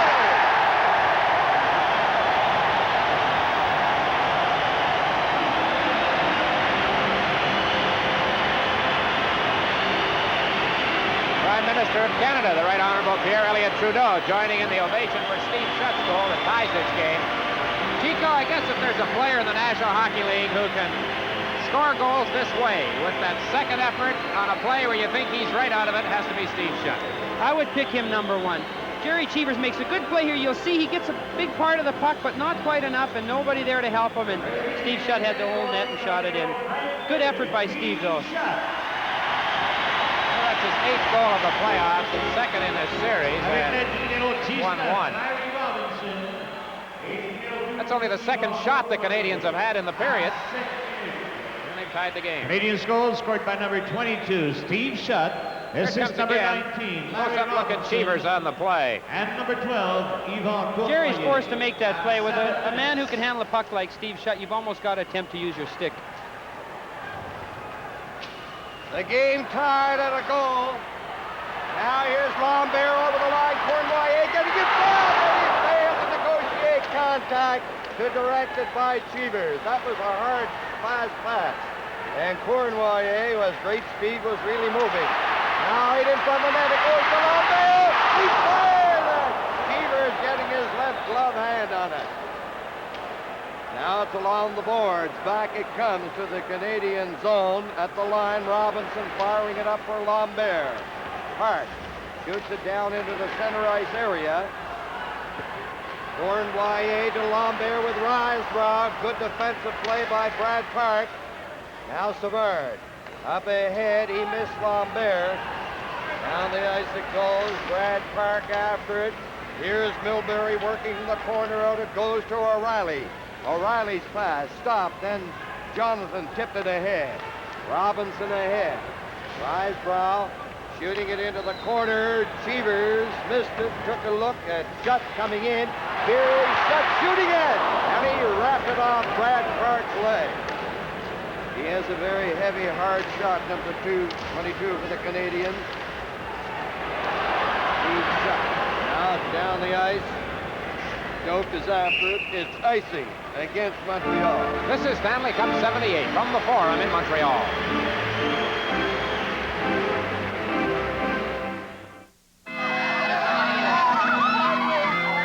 Take me away, lover. I'm yours. I don't go with married women. What are you doing in our Granada? Granada? This is my Mercedes. Hold tight. Pin cans to my Cadillac. Cadillac, that's the Granada. Alone at last, beloved. Beloved? Where's my bride? She got that Mercedes with another man. Another man? The new Ford Granada. Looks like Cadillac and Mercedes, but at a lower Granada price. When North America needs a better idea, Ford puts it on wheels. After tonight's game, the scene switches to the Boston Garden for Game 3, Thursday night, 8 p.m. Eastern Daylight Time, our broadcast time, Thursday from Boston. And now, the Boston defense over the line. O'Brien out for the second time in this period. LaPointe clearing it out, going after it is Lemaire. LaFleur coming up. Lemaire, good defensive play by Doak. There were two Canadians in front of Cheevers, and Lemaire was getting set to pass it over, and Doak came up with that fine sliding defensive play. Long shot. No trouble for Dryden. Here's Lemaire in over the line, swings away from O'Brien, gives it to LaFleur. LaFleur's pass off the stick of O'Reilly. LaFleur to Gainey. Gainey bouncing in on that left side. Stopped by Doak, and Doak again playing a fine game for the Boston Bruins. Now into the center ice area. O'Reilly couldn't get anywhere. Here's Jarvis picking his way in on the left side. Tries to center it. LaFleur into the corner, back to LaPointe, getting set, he shoots, and it's blocked by O'Brien. Now O'Reilly clearing it up to the line. Cashman had to go back in near the corner. Cashman getting it to McNabb, back to Cashman in the center ice area to the Canadians line. Jammed out of the play by Chartrand is Cashman. Here's O'Reilly, over to Park. Park is getting set, fired it.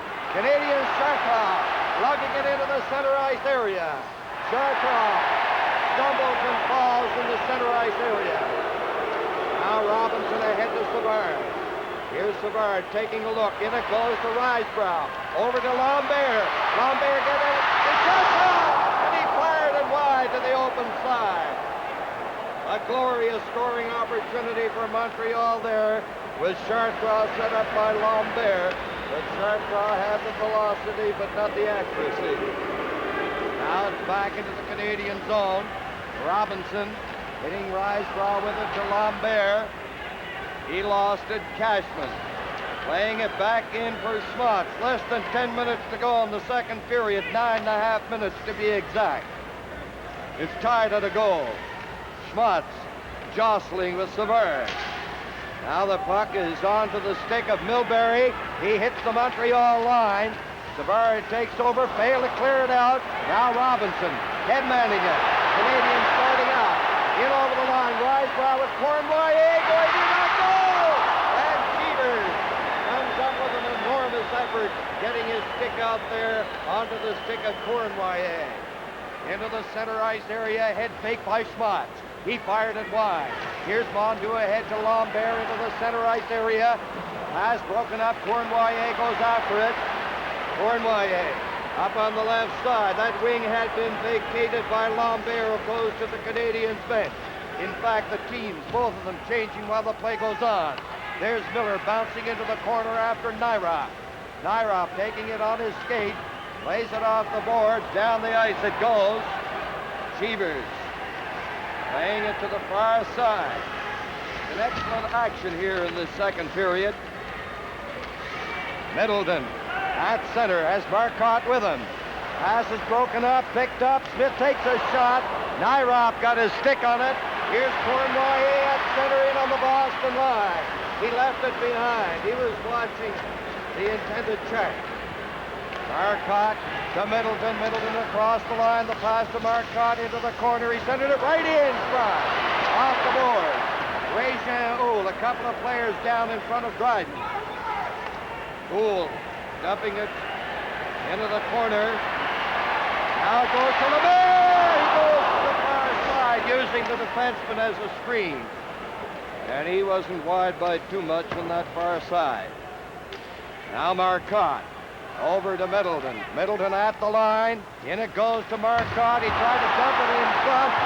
Robinson belted Marcotte. Penalty coming up against Robinson of Montreal. He is having words with Milbury. But it was Marcotte who went to the ice. And that brings a halt to some great action. With the score, Boston 1, Montreal 1. This is Stanley Cup 78. Mr. and Mrs. Mickey Slocum. Hey, next time you're having the gang over for a get-together, it's time to break out the Molson Pleasure Pack. 12 export ale, 12 Canadian lager. Your guests expect good beer, and you've got it in one convenient, economical case. You can't go wrong. Remember Molson Pleasure Pack. Hot enough for you, lady? 12X, 12 Canadian. Our get-together for your get-together. Mr. and Mrs. Chick Fraser. Robinson, 2 minutes for boarding at 12 minutes, 39 seconds. The tail end of the announcement tells you why Larry Robinson has been penalized. You can see it as well. Boarding is the call, and Robinson, as Steve Shutt on the Canadiens bench adjusts his skates. Dennis O'Brien was shaken up very badly here a few moments ago when he blocked a shot from Guy Lapointe, and he's gone to the Boston dressing room, while also at the Boston bench I see that Rick Middleton is being attended to by the trainer. Well, Larry Robinson's in the penalty box. 1-1 the score. Some terrific action. Chico end-to-end, and Lou Nanny standing back here with us. I'll be chatting with Lou in the intermission. He said that the Bruins are opening up a bit more than expected, perhaps. Yes, Don Cherry said before the game, he said, I don't care what happens, we're not going to open up tonight, we're going to try and play it close, but what happens so often is Montreal sort of forces you to open up without really realizing it, and that's kind of what's happened. And the face-off to take place to the left of Dryden. The Bruins with the advantage. Here is Shepard clearing it back to Park.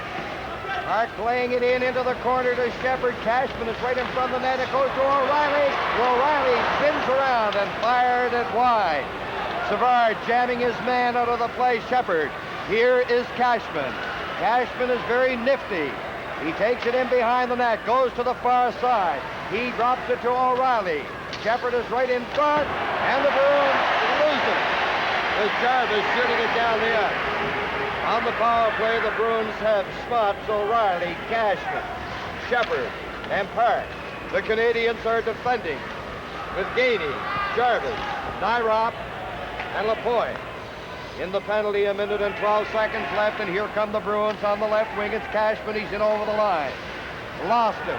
Gainey shooting it back down the ice. Now Scotty Bowman making a change or two. So is Cherry. Rattel is on the ice. Ahead it goes. And it's flipped up by Lapointe once again. Here's Lemaire getting a break, going in a goal. He fired it high. Cheevers coming away out. Lemaire had to try to control that puck, Chico. That was a calculated, I would say, a good percentage move on Jerry's part. There we look at the Prime Minister of Canada, Pierre Elliott Trudeau. To his left, Senator Jean-Pierre Cote. Mr. Trudeau hasn't been at a game, Danny, at the Forum, I don't think, since the clincher for Team Canada over Czechoslovakia in 1976, September 76. Look at it here, Chico. Get back to that Lemaire play. The puck seemed to be bouncing a bit on him. That's right. You see him winding up here. Jerry has really no alternative but to come out. And with the help from Schmotz there, I think there wasn't much else Lemaire could do but shoot the puck. Well, he's going to get a new stick at the Canadiens bench. 47 seconds remaining in the penalty to Larry Robinson. And this one has certainly settled in. It's 1-1, 6:08 remaining in this second period. 47 seconds left in the penalty to Robinson. Devers shooting it in. McNabb dropping it back. Up on the right side, it goes to O'Reilly. Jonathan is on the left side. O'Reilly dropping with Régin. They both went down. Now the Canadians starting out. Lapointe with Lemaire. Lemaire dumped it ahead. Lapointe was upended by Rick Smith. And that again brought a reaction from the Canadian supporters. There's Brad Park getting it out to Rick Smith. Over it goes to O'Reilly. Good move by O'Reilly. O'Reilly getting it in front. Jonathan shoots through puck in front of the net. They bang away on that. And it's kept out. They keep it 1-1. A great chance for Boston. Best chance they've had on the power play. Chico, one thing about the Bruins tonight, they've done a great job defensively. Obviously, the Canadians have had just 12 shots. And they've played almost 35 minutes. Here's that last chance for Boston. Good save by Kenny. A rebound here, and he covers up well with those 7-foot legs of his. And what set that play up was a real nifty move by Terry O'Reilly. And, you know, there's a lot of stories about players improving over the years, but Terry O'Reilly is my favorite player when I talk to young players that, you know, maybe don't handle the puck that well to begin with. But Terry O'Reilly, some of the moves he's made this year have been incredible. They've been Guy Lafleur type moves. And he's your favorite player when you're not playing Boston Bruins. Yes, well, I don't play Boston, so I can say that. Back it goes. Over on this side to Milbury. Gives it to O'Reilly. He tried to put it into the slot, and it went off Katie. Robinson is out of the penalty box. However, that could have been a time, perhaps, when O'Reilly should have taken the shot. Well, I'm not going to argue with you. No. But on that play, I thought Jonathan was in the slot there, and it was a good play, I thought. But we'll talk about that later. It hit a leg. That's true. Try to get along, boys. We'll take a break. This Stanley Cup playoff game is coming to you from the Montreal Forum. This European design radial is the one with the big reputation. It promises outstanding mileage. It gives you great traction and good skid resistance. And if you want handling, this European design radial has got it cornered. Now, this kind of quality makes it one of the most expensive tires you can buy. BF Goodrich Lifesaver radials are just as good, but they can cost you less. Looking ahead to the second intermission, a special featurette on Guy Lafleur. Lou Nanny talking about coaching in the playoffs, and Kelly and Chico Resch with the highlights. Play is on from the Boston line. It's cleared in. Milbury shooting it down. Oh, Miller was bumped solidly by Nyrock. Shot feeding it to Robinson with Lafleur. Lafleur dashing into Boston territory. Look at the speed of that fellow. Into the corner. He's tied up. Gets it back. Here's Shutt shooting it. On the side of the net. Cournoyer circling over in front. And it goes by O'Brien and Lafleur. O'Brien heading it ahead. Middleton handing it off to Miller, straight up the ice, in over the line. Here's Miller putting on the brakes, and the Canadians, Lafleur, out with Cournoyer and Shutt. Shutt over the line. Cournoyer going in for the loose puck. He centered it. Marcotte has it. And let's see, a couple of penalties here. Cournoyer and Milbury. Are they both going off? That was out of the play. I think both are going off. I could read the arm signals of referee Newell correctly. I believe they are. Live from the Forum in Montreal, the Stanley Cup playoffs. Hey there, dreaming of the sun. Row with us. Hey there, looking for some fun. Row with us. making sure the grass is green, Checking out the listening scene. come on everybody, grow with us. Scotiabank. It's the place to save for the things you want now, a month from now, a year from now. Come to Scotiabank and grow with us, grow with us, grow with us, grow with us. I'm Dick Irvin along with Danny Gallivan and Chico Resch in the broadcast booth at the Montreal Forum. Dan Kelly and Lou Nanny on the broadcast as well. Penalties to Milbury and Cornway on that last play. The teams will play 5 aside. 2 minutes for slashing. And there's the official announcement of the penalty. 6 seconds. The score is tied at a goal. Boston opened the scoring in this period. The Canadians tied it up. Now Rattel shooting it. Couldn't get a good shot away. Canadians were a bit lax in their own zone. The Bruins have looked very sharp in this hockey game tonight. There's Lemaire getting it over. A pass back to Nyrop in full flight over the line. He was put lifted. Nyrop made it from the man. And he was in there too close, but he couldn't pick it up. An excellent offensive effort by defenseman number 2, Nyrop of Montreal. Here's Schmutz shooting it. And Dryden holds on, tosses it away. That is the 17th shot on goal in the game for Boston. Rattel coming to the line, over the line with Smith. Here's Rattel trying to get the shot away. He was tied up effectively by Robinson. Canadians have 12 shots on goal. 3 minutes and 15 seconds left in the second period. Rajan just got rid of it. Now it's back on the other side. Lapointe coming down to the line. He'll have to wait for Lemaire. He didn't.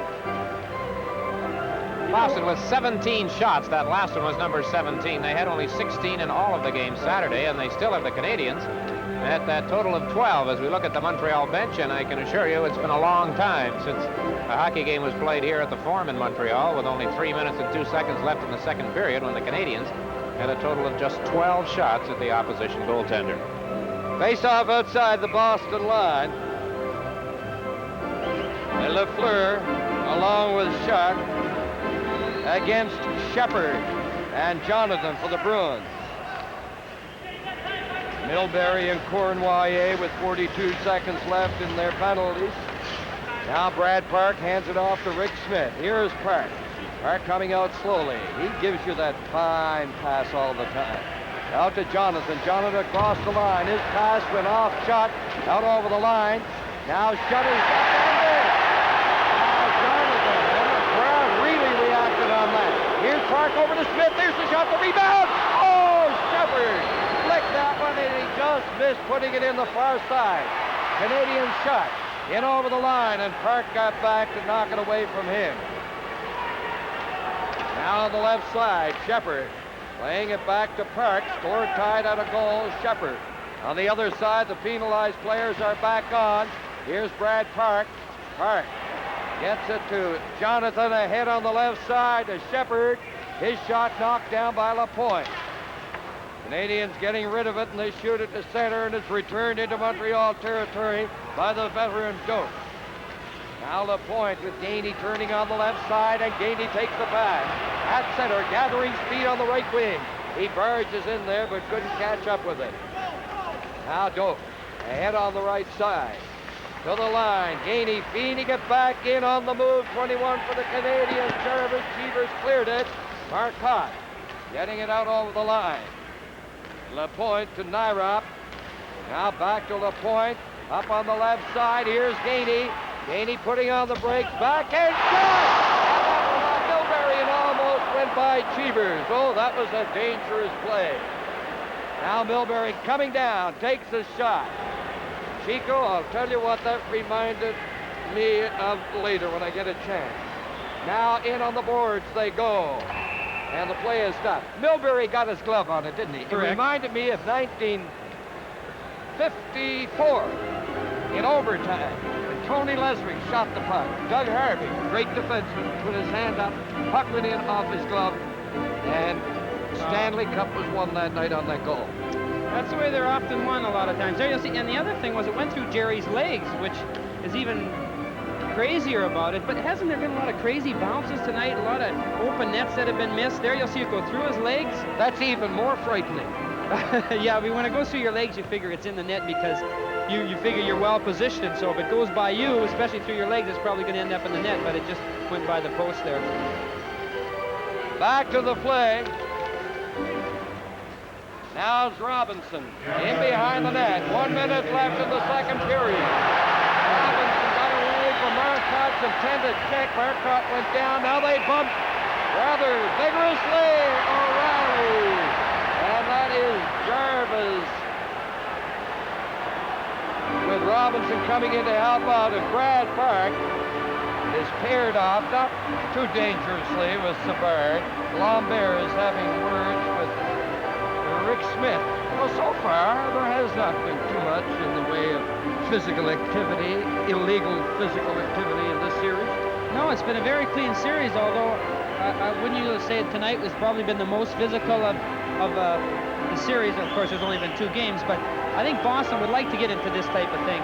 Here's a replay here, and Marcotte trying to throw a check is missed, and out of the picture here, he gets up and he bumps a little bit, and sticks go up in the air, and there O'Reilly comes in a little bit late. Then Jarvis. And the boys like to do that once in a while, you know, flex the muscles and get a little bit of the frustration out. Now they'll be settled down and finish off the last 50 seconds strong. Brad Park shooting it in. Robinson clearing it to Lambert on the left side. Out he comes with Jarvis. Ohl is on the right wing. It's scooped in by Lambert. Cheevers laying it to the line. Savard dumping it back in. Oh, takes the shot right on. Oh, Cheevers had to be very alert. That came quickly. Now the puck goes down into Canadians' territory. There is Robinson with Rattel, number 10, forechecking. Robinson ahead to Lambert. Lambert couldn't get anywhere against Park. O'Reilly feeds it off to Cashman. Cashman ahead to Rattel. He couldn't get through. Lambert with a half dozen seconds. He stopped again. And they're checking very, very closely, and that is going to be the end of the second period. And the scoring, Park opened it at 3:57 for Boston, and then at 7 minutes, it was shut. The shot's on goal. Boston, after 2 periods, out shooting Montreal 18-13. So that would mean that Boston had 10 in this period and Montreal had 5. So it is developing into quite a hockey game. And so the score then at the end of 2 periods, Boston 1, Montreal 1. Raindrops keep falling on my head. The voice, B.J. Thomas. Hey, won't you play another somebody done somebody wrong song? The album, the B.J. Thomas Collection. 26 sensational hits in a giant 2-album set. And she'd sing, sha-na-na-na-na-na-na, it'll be all right. Deep in the eyes of a New York woman, I just can't help believing when she smiles up soft and gentle, with a trace of misty morning and a promise of tomorrow in her eyes. I'm hooked on a feeling. In the stores now, 2 record sets, $6.99, tape or cassette, $7.99. The 26-hit B.J. Thomas Collection. I'm a music lover, but I'm no engineer. Right, Stanley? Uh-huh. The last time I went shopping for stereo, I was so busy checking out the specifications that I didn't have time to listen to the music. So today, I brought Stanley along. He's an audiophile. Right, Stanley? Uh-huh. He checked out the specs while I concentrated on the music. And we both agreed on Sansui. Beautiful engineering, beautiful music. Sansui. There's even music in the name. Right, Stanley? Stanley?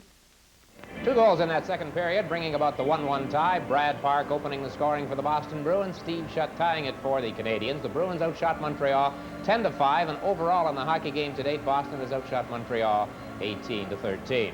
Well, right now, as you watch the Stanley Cup playoffs, you are privileged to watch Guy Lafleur of the Canadians, the man many say is the finest hockey player in the world today. He is tremendous when it comes to scoring goals and lighting the red light. So with an assist from Debbie Boone in her hit record, a look at the many talents of Guy Lafleur.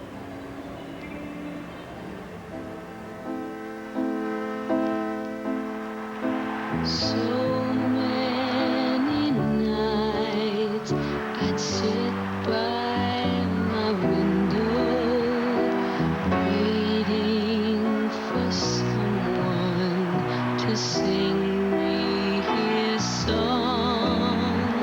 So many dreams are kept deep inside me, alone in the dark.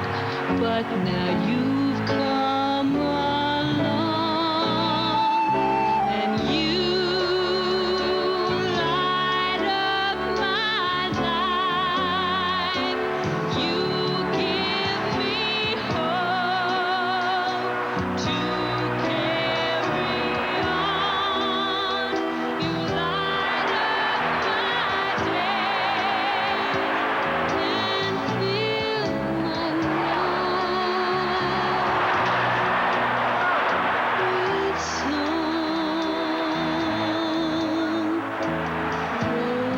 Rolling at sea, adrift on the water. Could it be funny? I'm turning for home. Finally, a chance to say, hey, I love you. Never again to be with you. Light up my life. You give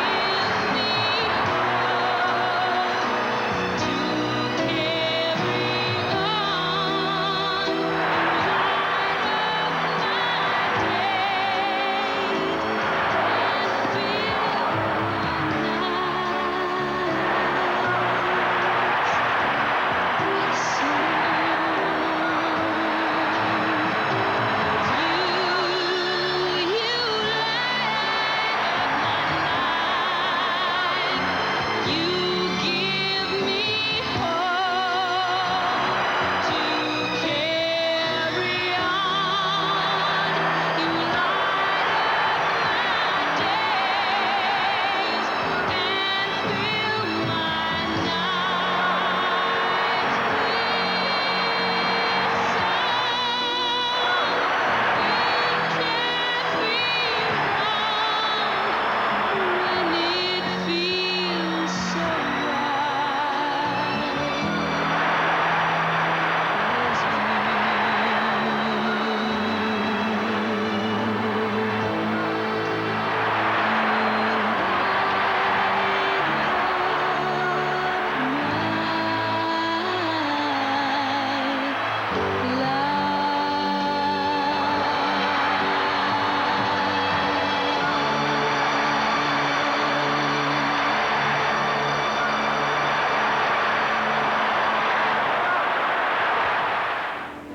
No words necessary. The film and the music said it all. A featurette on the Canadians' great Guy Lafleur. It's 1-1 at the end of the second period between the Canadians and the Boston Bruins. Coming up next, Lou Nanne, the general manager of the Minnesota North Stars. Stanley Cup 78 continues in just a moment. Lightning strikes twice. First, Thunderbird, a legend in style and personal luxury. And now lightning strikes again. Futura, a dramatic combination of styling and technology. Thunderbird and Futura, two unique personal cars in two sizes and two prices. Only at your Ford dealer. The better ideas keep coming from Ford. The Amway story has many chapters. This is one of them. We felt trapped in a gray world, dead-end job, stuck at home, and then we discovered Amway. We started part-time. We built an independent business, helped others start Amway businesses too. We're building it our way, and that gives us a lot of satisfaction and fulfillment. We're living again. With Amway, you could make it happen. See your Amway distributor. And get the whole story. Introducing the patented Mark collar from Arrow. Revolutionary. And that's fact. It's the first collar ever shaped to fit the human neck. Until now, men's collars have been cut like a tube. The Mark's ingenious shaping is like a cone. Result, a comfort like you've never experienced before. A new, crisp look with the neckband out of sight. The patented Mark collar. Only by Arrow. When you've got a hungry house full, it's so good to know. Dinner's ready, dinner's ready. Chicken the way you like it, ready to go. Dinner's ready, dinner's ready. We put it all together in a minute or so. Dinner's ready at Kentucky Fried Chicken. Pick up Kentucky Fried Chicken in your neighborhood. Colonel Sanders, boys and girls, make it finger-licking good.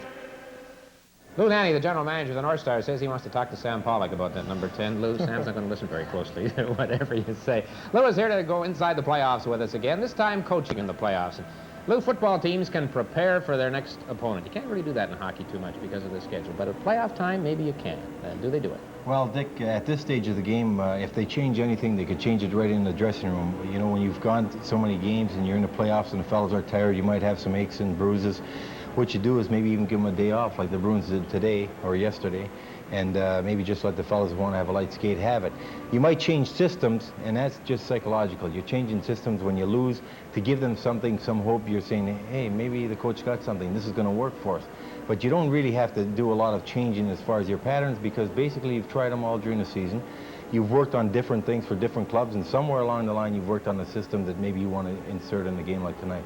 The psychological aspect, in this day and age of the affluent athlete, I find it strange sometimes. They say the coach has to get them up for the game. All right, does the coach have to get them up for the game? Nobody has to get them up for a game like this. Everybody in there will be getting themselves up.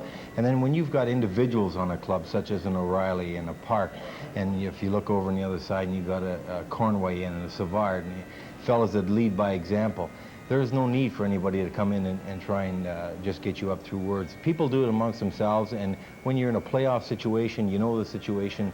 That's why you're there. You're capable of playing in that kind of competition. You get yourself up. But doesn't a coach, Lou, have to sort of, if you will, set the tone of a dressing room? Because after all, he's the one who's in the center stage talking to his players. Definitely, the coach is going to do that, and it all depends where he's coming from. If he's coming off a loss, or if he's going into a series underdog, or if he's going favored, that's going to really be something that he's got to do, and he's got to maybe use things on the outside, such as newspaper clippings or feelings from other people as to their chances or as to the way the players are going to play against them. And he uses this maybe to spur the fellas maybe to get mad at someone, or to play differently, or to check harder, or play more aggressive, or play more defensive, such as Boston did in that first period when they really checked them a lot closer than they had in the other games. Punch Imlach dumped several $1,000s worth of bills in the middle of the dressing room one day, and he says, this is what it's all about, and they went out and won. Well, you mentioned the newspaper clippings. All right, the media, we hear a lot from coaches and read a lot about coaches. Is some of this the psychological warfare? Do they use the media? No question about it, that both Bowman and Cherry are using it right now to try and cite the referees to call the game their way. Cherry wants the referees to let everything go so his club can play more aggressive. Bowman already has made a statement that for every penalty Montreal gets, Boston should be getting 3, so he wants to make sure Boston's going to give or get more penalties than Montreal. And the outside influences are really hit by media like that. The referees, does it work? Do you think that the coach, with all the talk and the business that goes on about the officiating, does it ever chip through a little bit? No, I think by this time they all know how a referee is really going to call it. You know, you take a fella, I can name you one referee that after the first period he won't call anything. You can have mugging out there. And you take another guy and you know in the first period he's going to call everything that comes along. You know the referees at this stage of the game. That's why players before the game are saying, who's refereeing? They were saying it again tonight. They know how far they can go at this stage of the game with the referee. Okay, Lou, thank you very much. Lou Nanny of the North Stars will be with us throughout the finals on our telecast, and we'll return with the Stanley Cup playoffs in just a moment. Well, it's kind of hard to describe what makes you go there. 6 feet of snow or in spring you go, every time you get a weekend free. It's just a feeling you get from the very air you're breathing. Something that says you found it right where you want to be. Well, in the summer, there's swimming and sailing. In the winter, there's ice fishing, skiing. In the fall, you tromp around these woods, and the colors are just incredible. There's always something different. And I don't care where you go. you won't find better country or a better beer. So get the great taste that's Canadian. Molson Canadian. All year round it's Canadian. It's your kind of beer.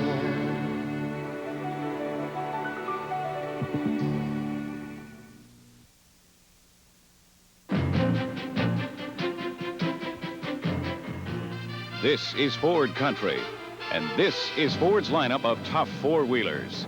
Pickups built for off-road action with big cube engines, tough suspension, extensive corrosion protection, and for $78, the tough new Super Cab four-wheeler, and the new family-size Bronco. See Ford's tough all-over lineup of four-wheelers at your Ford or Mercury dealer. Montreal Canadiens and the Boston Bruins in a 1-1 tie at the end of 2 periods. A fine hockey game tonight here at the Montreal Forum. I'm sure the kind of play we're seeing tonight indicative of what will follow throughout the balance of this Stanley Cup final.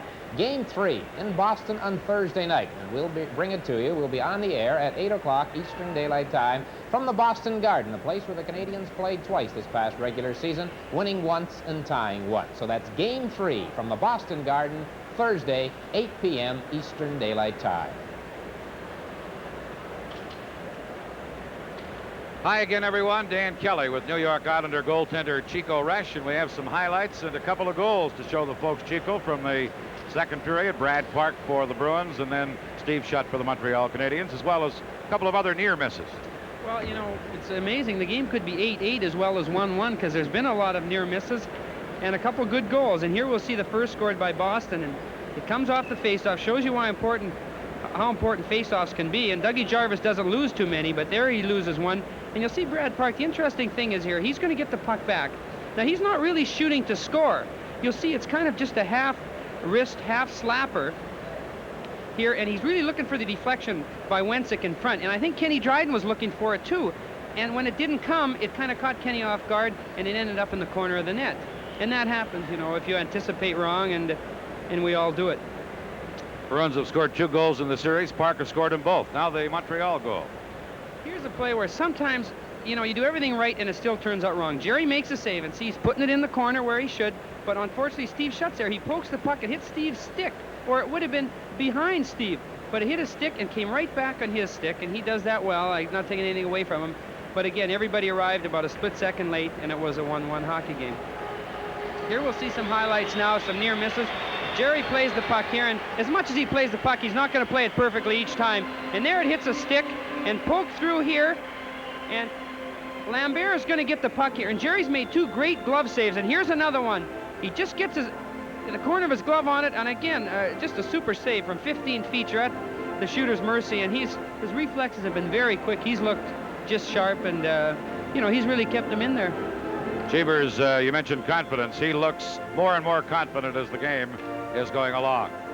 And now, as we thank Chico Resch, we turn things over to our play-by-play announcer, Danny Gallivan. Okay, Dan and Chico. Canadians are back on the ice. Boston has not as yet put in an appearance. Score tied at a goal. While I have a moment, I'd like to make this announcement. The Port Elgin Kinsmen's Club's 8th annual Voyager Days weekend is scheduled for Saturday, May 20th and Sunday the 21st. We all know the great work that type of club does, so we recommend to the people of Port Elgin patronage of the 8th annual Voyager Days weekend. Is going along. And now, as we thank Chico Resch, we turn things over to our play-by-play announcer, Danny Gallivan. Okay, Dan and Chico. Canadians are back on the ice. Boston has not as yet put in an appearance. Score tied at a goal. While I have a moment, I'd like to make this announcement. The Port Elgin Kinsmen's Club's 8th annual Voyager Days weekend is scheduled for Saturday, May 20th and Sunday the 21st. We all know the great work that type of club does, so we recommend to the people of Port Elgin patronage of the 8th annual Voyager Days weekend. Okay, Chico, you're safely back with me. Score tied 1-1. Boston, its chief aim, of course, is to get a split in the 2 games here. Canadians realize if they lose this one, they're going into a tough rink in Boston. So what's going to happen? Well, of course, we don't know, do we? But I would say that Boston must be pretty happy with the situation they're in now. And I think they're gonna continue to play it tight, at least for the first 10 minutes, and then kind of look for that break in the last 10 minutes. Of course, if Montreal, either team scores, it would cause it to open it up a little bit. One thing I want to point out, though, Danny, does it seem to you that the players seem to be stick handling more tonight, carrying the puck rather than dumping it in, which has become so predominant in our game? And of course, it's before my time, but you would know. It seems to me it'd be more like the old-time hockey I hear everybody talk about. Particularly, I thought in the second period, they were making plays, they were holding it, not coming to center and getting rid of it and then running in after it. Makes for very exciting hockey. Oh, that is the hockey. And now let us see what will eventuate here in this, the third period. And it's Lafleur feeding it in. The Boston territory, Park in there chasing him, is shot. In on the boards they go. Jonathan cleared it. He had the most shots over 2 periods, number 17 did. He had 4 for Boston. Now it's Milbury. Lafleur is in there doing forward checking for the Canadians. Out it comes to the line. It's kept in. Now it's slapped off the boards and picked up by Park. Park ahead to Jonathan. He hits the Montreal line. He's stick checked by Savard. Lafleur handing it off to Robinson. Robinson getting it through center. Lafleur didn't see it. Down the ice it goes. And Cheever's leaving it there, and it's picked up by Milbury. Canadians have made changes already in this, the third period. Now up to the line it goes to McNabb. McNabb to O'Reilly, deking in on that left side. There's the shot, eye high, with Dryden going down, and he holds on. What have you there? What statistic is that, Chico? Well, this is a statistic that isn't mentioned very often, but sometimes it's more indicative of the play than the actual shots on goal. And we have a total of 39 shots by Boston and 36 by Montreal. And as we were saying, you notice that a lot of shots have gone wide. And there's only been 19 by Boston and 13 by the Canadians on goal, but they've taken many more shots. It's whipped around the net by LaPointe. Gainey is bumped solidly by Doak. LeBrun's moving in again. Number 14 is Miller. He's after LaPointe, who pulls away from the Boston forward. Over to Gainey. It's at the line. Here's LaPointe taking a look. Fired it into the slot. Smith was there to gobble it up, and Gainey at the line, feeding it back. There's Mondeau. Cheevers out of the net. Now Gainey has it. Back along the boards it goes. Here is Régin Ould to the other side. Ould trying to get by Rick Smith. He does. And Smith finally comes up with it. He goes to center with Marcotte. LaPointe has it swept off his stick by Smith. Nyrock feeding it to Gainey on the left side at the Canadians' line. Cournoyer is moving up and is cleared into the corner. Mondeau after Milbury. LeBrun shooting it to center. Spinning around Savard. He fired it off the corner glass. Lambert, Mondeau, and Cournoyer, the line for the Canadians. Here's Lambert. In for Cournoyer. Park was there to deflect it to the corner. Now it's Lambert. Bumped in on the boards by Milbury. They get the whistle and the play is stopped. From the Forum in Montreal, this is Stanley Cup 78. The challenge of the unknown. Some men go out of their way to find it. But one thing they won't take a chance on is the way they look.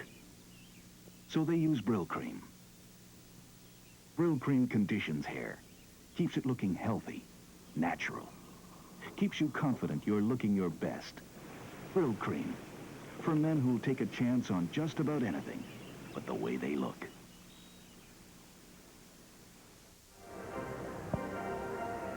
Two minutes and 23 seconds have been played. The third period.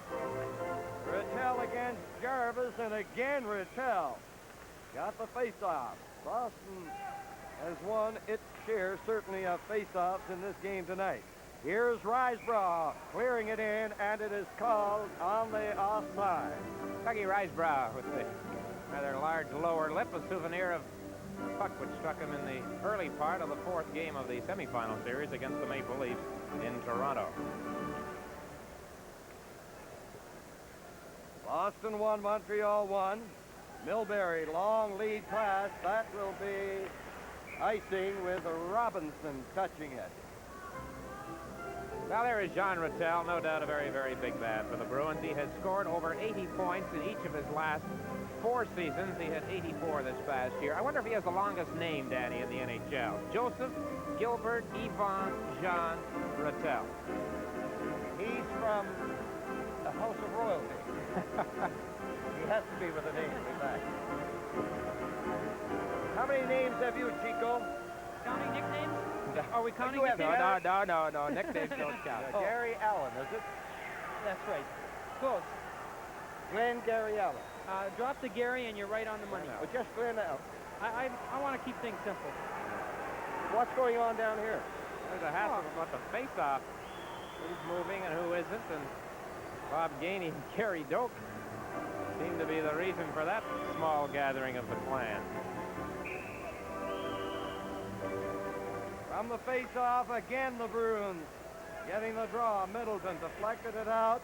Savard over to Robinson. Here's Ray-Jean Houle returning it to Robinson. Robinson, a fine pass. Jarvis was knocked to the ice by Smith, and the Bruins clearing it in. Look at the Bruins, all well in over the Canadians' line. Now it goes to Savard, a long pass on the right side. Smith clearing it ahead to Rattel, and it is called on the offside. Rattel showing a pretty good skill at knocking the puck out of the air that time as it was fired up from the Boston zone. Now look at the Bruins bench, and they have certainly come up with a much stronger effort tonight than was the case in Game 1. Like Milbury with a bit of a grin on the end of the bench. They were a bit tired. Ken Dryden's theory, Danny, was that the Bruins might have felt good at the start of that game Saturday, but coming off that series with Philadelphia just 48 hours before, he said the fatigue would catch them early, and it looks like that's what happened. Well, the Bruins look very, very spry here tonight, and there's Rattel dropping it by. Smith into the center ice area. Fades to the right side. And again, an offside. So we have a fair frequency of whistles in the early minutes of this third period. Does that mean they're playing it rather cautiously? I would say so. I think they dumped the puck in almost as much in the first 4 minutes almost as they did in the first 2 periods. And I think, and it's interesting because Montreal's got into that pattern also. Well, a goal at any stage here in this third period could be disastrous against the team who gives up the goal. Nyrop coming out on the right side. At center, losing it to Milbury. He gets clear of it. There's Lapointe handing it off to Lafleur. Lafleur's pass stopped down by Smott. Here's Smott, backhand shot. And Dryden gets a whistle and a face-off in the Canadian zone, 2 seconds away from the 4th minute mark into the third period. Kenny Dryden will not get a shutout tonight, but he is standing at 10 shutouts in Stanley Cup play. The young Canadian fan with the pennant in back of the Montreal net. Face-off now in the Canadian zone. Dryden at the right of your screen, and that familiar pose of his. The Bruins with the defense of Milbury and Park well in over the Canadians' line. They've been getting a lot of face-offs. Let's see if they get that one. They don't. Here's Schutt turning on the Jets, coming in. Good defensive play by Park. Now it comes from the left side. Savard. He's flattened Marcotte at the Boston line, and the Bruins are called for icing. I guess Marcotte was not looking, Chico. Well, Bruins are yelling for interference on that one, Chico. Don Cherry might have a point. I don't think Marcotte had touched the puck. Savard leveled him with a shoulder check at the line. Among the players, we call this a suicide pass because the pass is behind Marcotte, and he isn't looking. He's looking behind him. And you see, it could have been an interference call because Marcotte did not touch the penalty, which the rules state he has to, or else it's interference. There is Don Cherry. He does not mollycoddle his team. He's a strict disciplinarian, but they have great respect for Cherry. Here's Robinson shooting it, and he whipped it off the glass.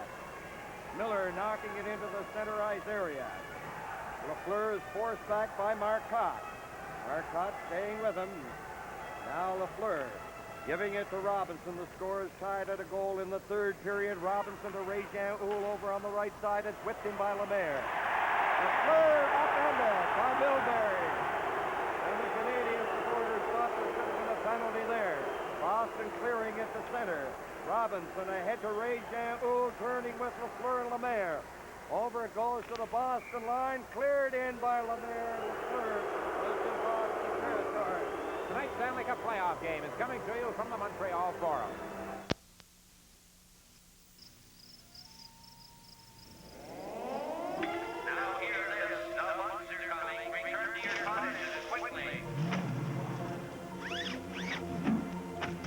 If every summer night seems like a battle you never win, then fight back with a secret weapon. Strong, effective STP insect repellent and killers. Battle the bugs with STP. Take command. Available at these stores.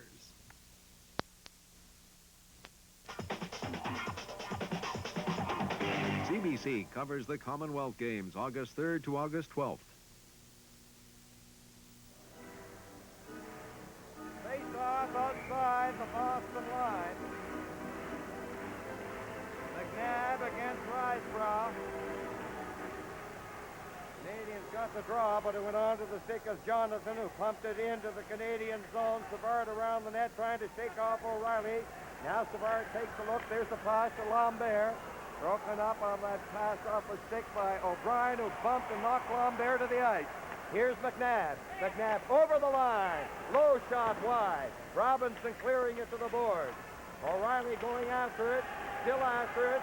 Pass out is gobbled up by Lambert. He can't get out. The Bruins keeping it in. It's off O'Reilly's stick. Now at center. O'Reilly with it. He has McNabb on the right side, and Cornwallier got to do it. Oh, Lambert. What a check he took from O'Brien. And O'Brien is going to go up. Elbowing is likely going to be the call. This is Stanley Cup 78 from the Montreal Forum.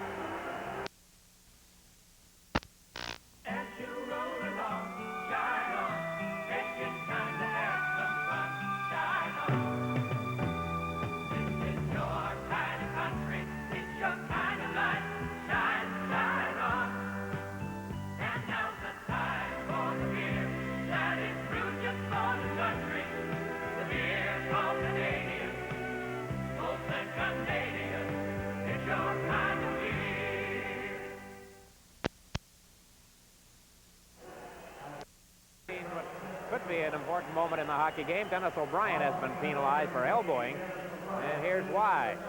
At 5 minutes, 37 seconds. He corked Yvon Lambert, but good. I noticed that as that was all transpiring, Yvan Cornwallier of the Canadians was heading toward the Canadians' dressing room. Canadians on the power play. Here's Lapointe firing it in, and the feed in there. There is shot behind the net. It goes to Ray Jean-Oul. Back to Lapointe. He winds up. Oh, Cheevers blocked that one brilliantly. LaFleur getting it back to Lemaire. He fanned on it. Here is Shepard getting it right. Lapointe is after Shepard. Shepard is going in on goal. And drives it off the line to the corner. Now in front of Smoke. He takes his shot. Dryden again.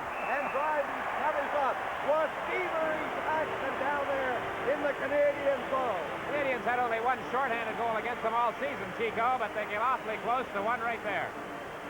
Nice play here by Greg Shepard from start to finish. He steals the puck off Lemaire, and he'll take a quick look over here and see Lapointe coming at him.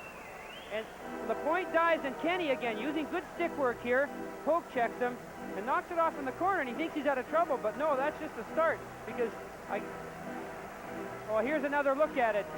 Again, a good poke check by Kenny. Any kids watching, that's the way the poke check should be played. And, of course, they had another good chance immediately following that. A minute and 28 seconds remaining in the O'Brien penalty. And it was Boston, since this penalty has been assessed, that had the great scoring opportunities. Now LaFleur in full flight. He's down. He's in over the line. Park is after LaFleur. LaFleur around the net to the corner, taken in on the boards heavily by Park. Now it's Marcotte cutting in on the left side, and Dryden comes up. Here's Scott, taking from the net, and Dryden takes it away. A rolling puck off the stick of Scott. Lapointe ahead to shot shot. Oh, the penalty for tripping coming up against the Montreal Canadiens. comes with 54 seconds left in the Boston penalty to O'Brien, and I wonder, Chico, if that wasn't a delayed reaction on the part of LaFleur. Might have been upset with the check by Park, which was a great check. Nothing wrong with it, but it did the job. Well, that's right. And you know, I noticed on the first goal that, or I think it was the third goal that the Canadians scored the other night, Guy Lafleur actually acts as a pick where he'll get in the way of the defenseman. And I think what he was trying to do was kind of run a little interference there. Well, this is the earlier shot by Marcotte. A good save by Kenny. And then, of course, the puck in the corner, but it's thrown back out front, and he makes another good save here. And it's just great action. All along. Again, a good kick save, and you know, it's hard to tell who's got the power play. It's just been going up and down. So the manpower situation has been equalized with the penalty to Lafleur. Now Nyrop shooting it in. O'Brien, however, with 40 seconds left, Lafleur with 1:45. Into the corner, Doak against Jarvis. They might get a whistle. They do. You know, Chico, in Detroit in the third game of the Canadians-Red Wings series, the Canadians got a penalty in the first period and then proceeded to score 2 short-handed goals. Somebody yelled out the next time Montreal got a penalty, yelled out, Red Wings decline the penalty.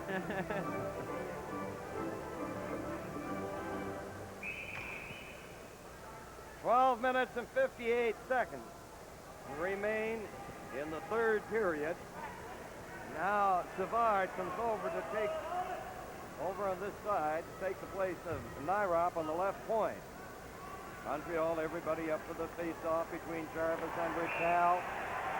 And again, we have a situation where a couple of players got rather over-enthusiastic. I've referenced to Gainey and Doak, and they moved prematurely.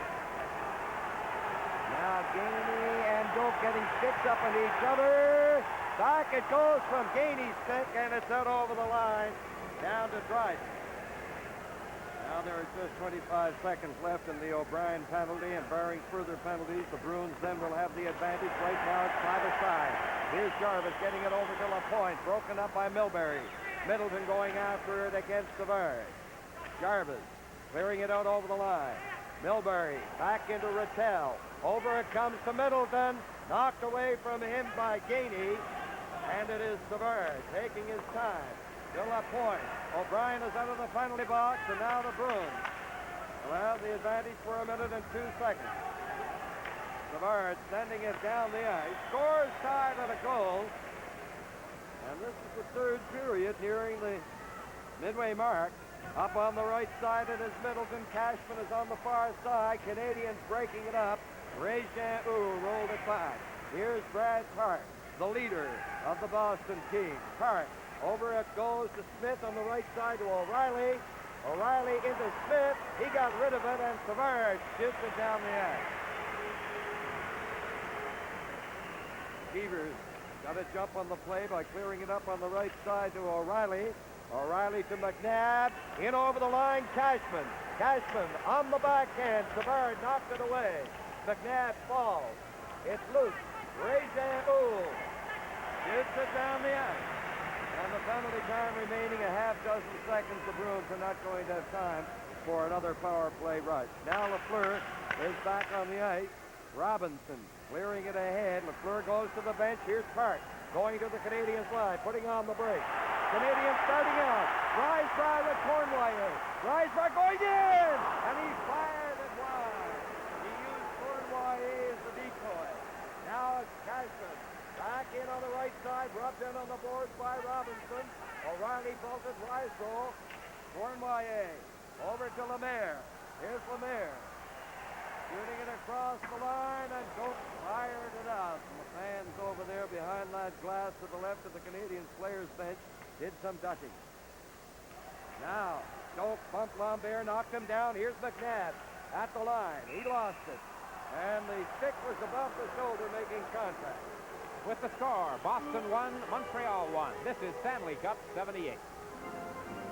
Presenting the widest range of wagon sizes from Ford. We've got ideas for working wagons, for wagons that are fun. Ideas that give you lots of room. Ideas for everyone. Pinto, Fairmont, LTD. From the peppy little Pinto to the full-size LTD and roomy Fairmont, nobody offers a wider range of wagon sizes than your Ford dealer. See him now. The better ideas keep coming from Ford, the Wagon Master. Fairmont of the Canadians out there now. He hasn't seen that much action. The Canadians have had only 3 shots at the goal in this period. Only 1 has found the target. Boston has had 8 shots directed toward Ken Dryden, and they have connected on 4. Here's that last break. Ricebrough and Ivan Cornway, and some of the fans got on Doug Ricebrough after this one a bit, as he elected to shoot on the play, and he missed the net. Was that deflected on the way, Chico? I couldn't Sure tell. looks like it. Yeah, It changed directions in front there. It must have hit Rick Smith's stick. You know, we are just 32 seconds away from 2.5 periods of hockey in this second game, and Montreal has been limited to 14 shots. Boston has 22. Boy, it's hot up here. It's one thing I know. And you know, the winter is finally over. I think the down in Antigonish, Nova Scotia, they're making plans for next winter. Big campaign for a curling rink. And I know that you wish they'll get many financial aid enters in that campaign, Chico. Oh, I'm always on the side of a good cause, and anything from the West, you like curling, don't you? That's right. That was my sport. I had to make a decision whether to be a pro hockey player or a pro curler, and I picked hockey. There's not too much money in curling. Well, it's getting, though, you can at least make a living. Okay, up on the left side, Marcotte couldn't get anywhere. Milbury against Cornway. Mondeau knocked it down. Lambert fired it in. Not too much on it. O'Brien clearing it. Mondeau couldn't get it. Now Lapointe played it back in. At the line, Lambert shooting it back. On the move is number 6, Mondeau, jammed into the board. Here's Cornway centering it. It went by Lambert on the lip of the crease. Lambert bumped his net. Here's Alvarez from the net. Big save by Cheevers. Bouncing puck. And Milbury has it. Milbury ahead to Miller into the center ice area. Over it goes to Marcotte. He caroms it off the board. Dryden active. Now it's back in, out over the line. Doak waiting for his teammates to get onside, and he cleared it over the glass. You know, less than 10 minutes to go in regulation time, 9:29. You know, I would think that every team in the league should get a tape of this game and show it, because Boston has just played so well the whole game and really shut off the Canadian attack. Well, games 3 and 4 in Boston, Thursday night and Sunday night, and we'll be on the air on both occasions, 8 o'clock Eastern Daylight Time. Games 3 and 4 will come to you from the Boston Garden. That's Bobby Schmott at the end of the Boston bench in some kind of difficulty. They fight for it at center. Somebody, who was it just hit Schmuck? Oh, but he took a solid body check. I'm trying to recall. Lambert, I think it was. Not sure. Lambert? Not sure. Yeah, he looks a little doubled over there. It looks like it might be his wind. I don't think it's a knee or anything that should keep him out of the rest of the game. So the team's making changes. Danny mentioned it is warm, and it's getting warmer in this building. It's been a long night for some of these players. Now, the Bruins make a belated change as far as their defense is concerned, but referee Newell says no. Cashman argues the point. O'Brien and Brad Park tried to get onto the ice. Don Cherry concedes the point, and they're ready to go. 9:24 left in the third period. Doak slides it over to Rick Smith. And Cashman whipping it in on the left wing. Here's O'Reilly going in after Robinson, who gets it out. Lafleur. Lafleur passed it, and it was right on to the stick of McNabb and the Bruins. Keeping the pressure on the Canadians, shooting it in, going in after him. Robinson is getting some skating room. Robinson over, it goes to shot going in! And there was Doak again. He was able to get over and get that stick on the shot in the play. You know, there was a play in the second period when Gary Doak was the lone defenseman back on a 3-on-1 break. The play went on for so long afterwards, we didn't get a chance to replay it or really comment on it. That was just a super defensive play, and he makes another pretty good one right here. I think he epitomizes what the Boston Bruins are all about. Second effort, getting the job done, you know, not being that pretty, but like I say, how many times have you seen him flat on his stomach just like that, blocking a shot or deflecting a shot? And in Boston, they have rewarded him with the 7th Player Award on several occasions. Now the Canadians getting it back to the point. Here's Lapointe shooting it in, and Cheevers very happy to get a face-off in his own zone. 8:42 left. Did he take that marking pencil, Chico, and put another mark on there the other night like you thought he would when he got corked in the mask? Well, I won't give away his secrets how he does it, but he should have. Scoring in the hockey game. Park for Boston. Shut for Montreal. Now it comes to Middleton. He hands it off to Jonathan. Jonathan holds it, feeds it in there to the short side. Middleton centering it. Dryden very alert in goal, cleared it back. Here's Littell out in front. And LaPointe starting out. Down on the left side it goes. Gainey after Park. Middleton turning at the Boston line. Having difficulty against Jarvis. Shooting it in. Littell with LaPointe. Shooting it off the boards. Park feeding it back in. And the Bruins strategy, you can see it. Stay up there on top of the Canadians. There's Littell doing that. Out it comes on the left side. Gainey. Out to Ray Jean-Houl with Jarvis. Over to Jarvis. A good pass. Back to Gainey. He fires. He scores!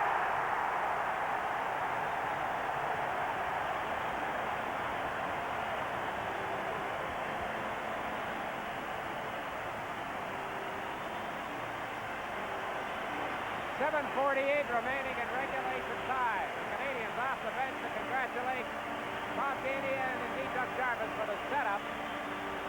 Chico on the shot, and Jerry seemed to see it and moved, but too late. He threw the arm up, but the puck was in the net.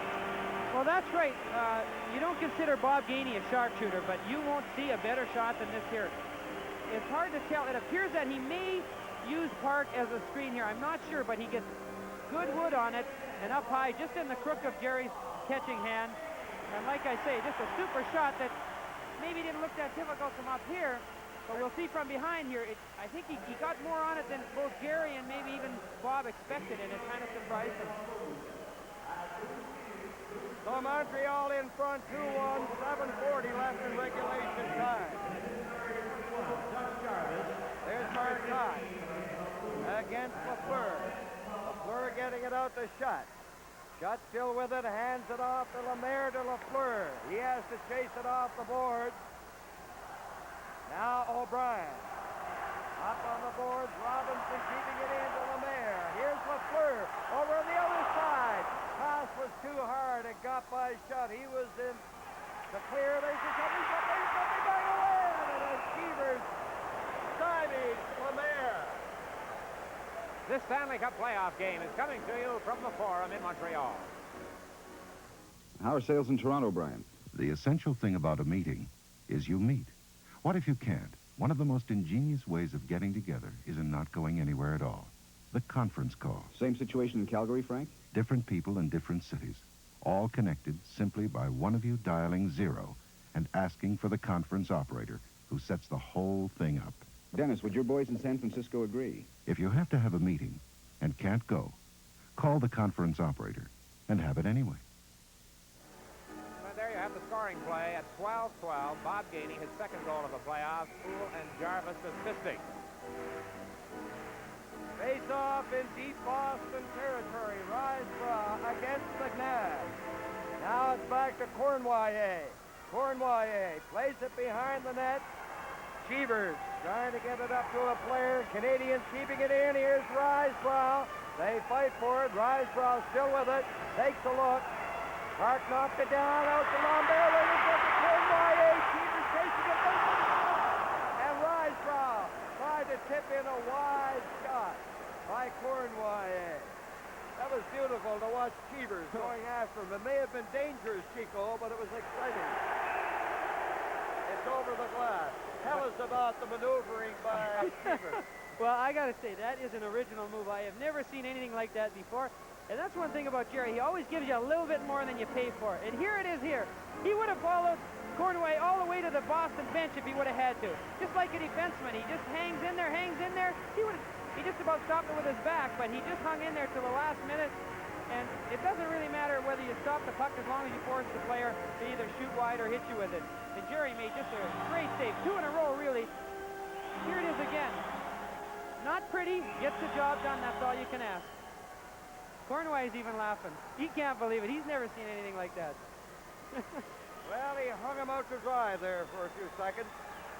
Now, Jonathan. There's a long shot. Boston's 23rd. Montreal now is 18. Canadians are leading the Bruins 2-1. This is the third period. 6:18 left.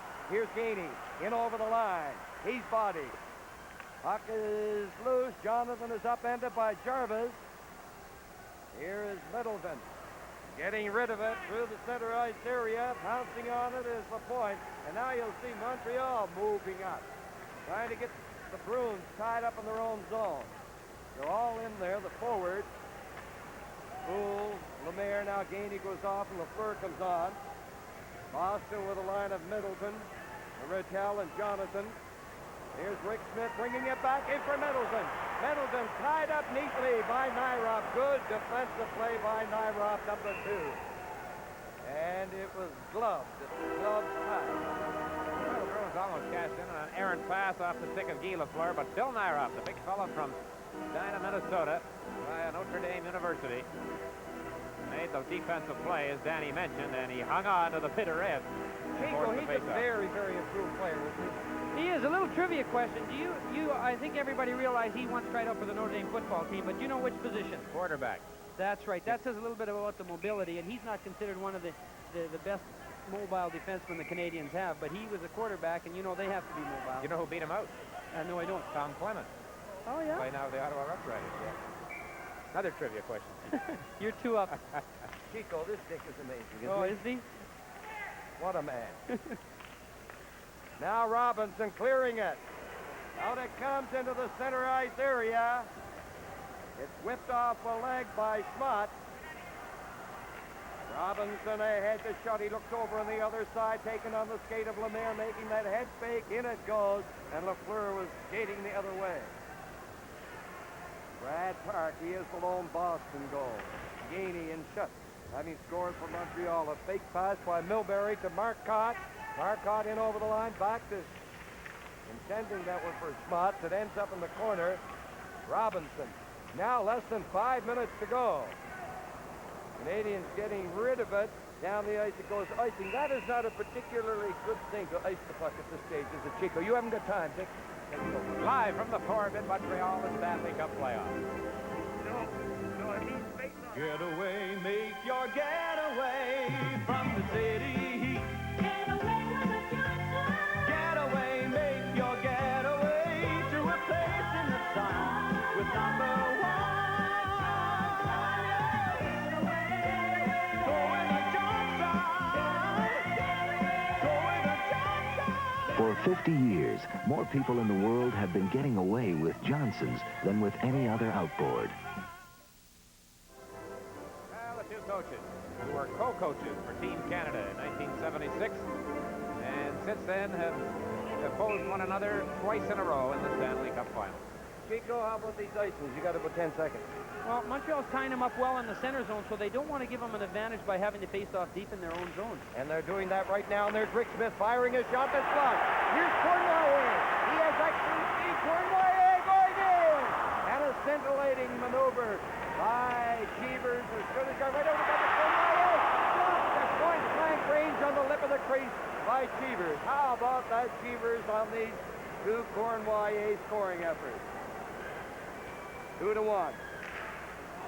Montreal leading Boston. Now the Bruins coming in. There's O'Reilly. O'Reilly trying to drop it back. He does. Here's Cashman on the boards. Cashman getting it out in front. And he scores! The Bruins have tied it up. And who was that? Rick Smith, was it? Rick Smith came in from his defensive position. Well, you miss them at one end, you put them in at the other. And the big save by Jerry Cheevers kept the Canadians off the board, and the Bruins come right back. Rick Smith in deep, not usually in that spot, Chico Resch, and the Bruins have tied the game 2-2. Talk about the value Terry O'Reilly has. Here he drops the puck. Now the puck's going to go behind the corner on the other side of Kenny, and Cashman's in there digging. It comes out front. Rick Smith actually kind of missed the puck, but he got enough on it to shoot it in the far corner, and sometimes that throws a goalie off by the player not getting full wood on the shot. If the Bruins go on to win this game, there's only one fellow responsible, Jerry Cheevers. Oh, he deserves on those saves down there on Cornwall. No question about it. Just one after the other, you know. Well, there's been 3 now where he challenged Conway earlier, and then 2 there back-to-back. Canadians have only had 20 shots, but they've all been so tough here. Kenny just doesn't get enough wood on it, and Rick Smith slides it in the corner. 4:12 left in regulation time.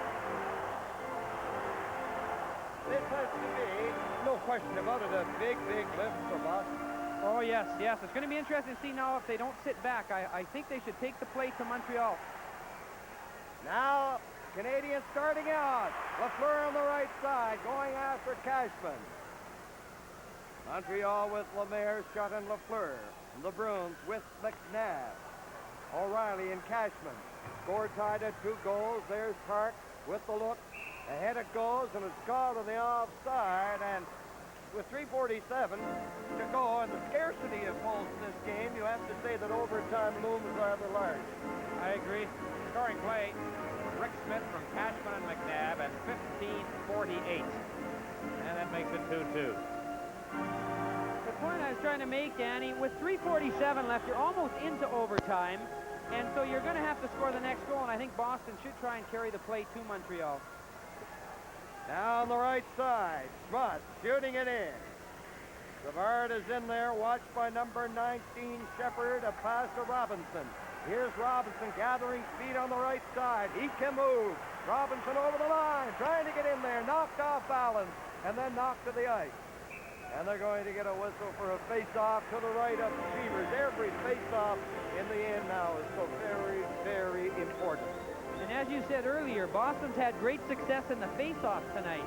And as you say, that could decide it, especially with the point men that Montreal have. So Montreal with Robinson and Savard on the point. Lemaire against Shepard. That is what they call, in hockey jargon, a false start. Robinson has had an outstanding playoff. Not only in one series, every series. There's Savard shooting it in. It's off a body. In there goes Shutt. It's center. Lafleur shooting it. Oh! He missed the open side. Now it's back off a stick into the center ice area. What an opportunity Lafleur had. He was in at a fairly bad angle. Now on the right side. Schmutt. Clearing it behind the net. It's centered in front. Canadians. Passed on the left side by Lemaire. Down the ice it goes. Cheevers. Gave it to Doak. Doak winding up on the left side. Marcotte got rid of it. Now then Savard in on the boards against Shepard. And they get a whistle. On that last play, Dan, Jerry didn't make the save. But when you see Lafleur there all alone, it can be very intimidating. But Jerry hung with him, and he forced him to shoot it wide. And you got to pat him on the back, even though he did make the save. In other words, it's the angle. Oh, he made him shoot to get by him in that area, and if it got by him, it had to be wide. Exactly, and he knew it. Now with 2 minutes and 35 seconds left in regulation time, Jonathan ahead to Rattel. And it is called on the outside. The biggest crowd of the playoffs on hand for tonight's game, 17,426. Just a note, that was Rick Smith's first goal in this year's playoffs and second of his pro career. Well, he's got to be terribly happy over the turn of events. And he had a rough time in the first game. He got 3 penalties in the first period. They scored 2 goals while he was off, and I thought overall his game tonight has been rather solid, and then to cap it off with that goal to tie it, has to be a big, big thing for Rick Smith. Well, it is, and you know, the Bruins have scored 3 goals in this final, and the defensemen have scored them all. And, you know, that's what's so exciting about the playoffs. Someone that hasn't, you know, like it says here, he hasn't scored a goal, and that's his 57th game without scoring a goal. Now it's picked up on middle to the shoots, and a big save by Bryden.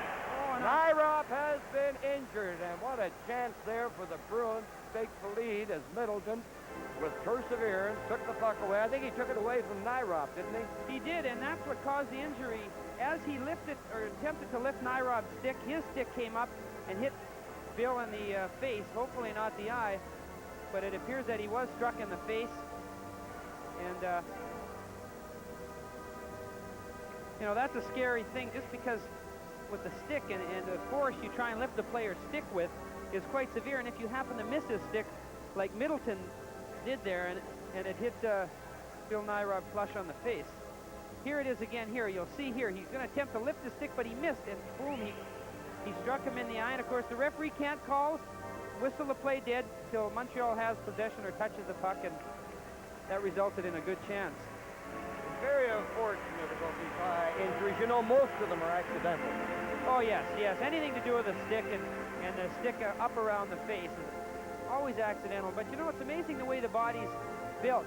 With the eye built back in the eye socket, it's just incredible how many times the players are just nicked above the eye, on the nose, but very seldom do you see the player actually struck in the eye. That's a rather interesting observation, Dr. Resch. Well, it's probably not, but... no, it is. I never thought of it that way, but it is so true. The number of sticks that find that area, yet the very few serious eye injuries. Yes, thanks for bailing me out on that, but it's true, Dan, and again, I think Bill looks fine. It looks like it was just a cut, and he'll probably get stitches and play the rest of the game or the overtime if it leads to that. But here it is again. See, you'll see him come up hard here, so you know he struck him hard, and again, it was just an accidental thing, and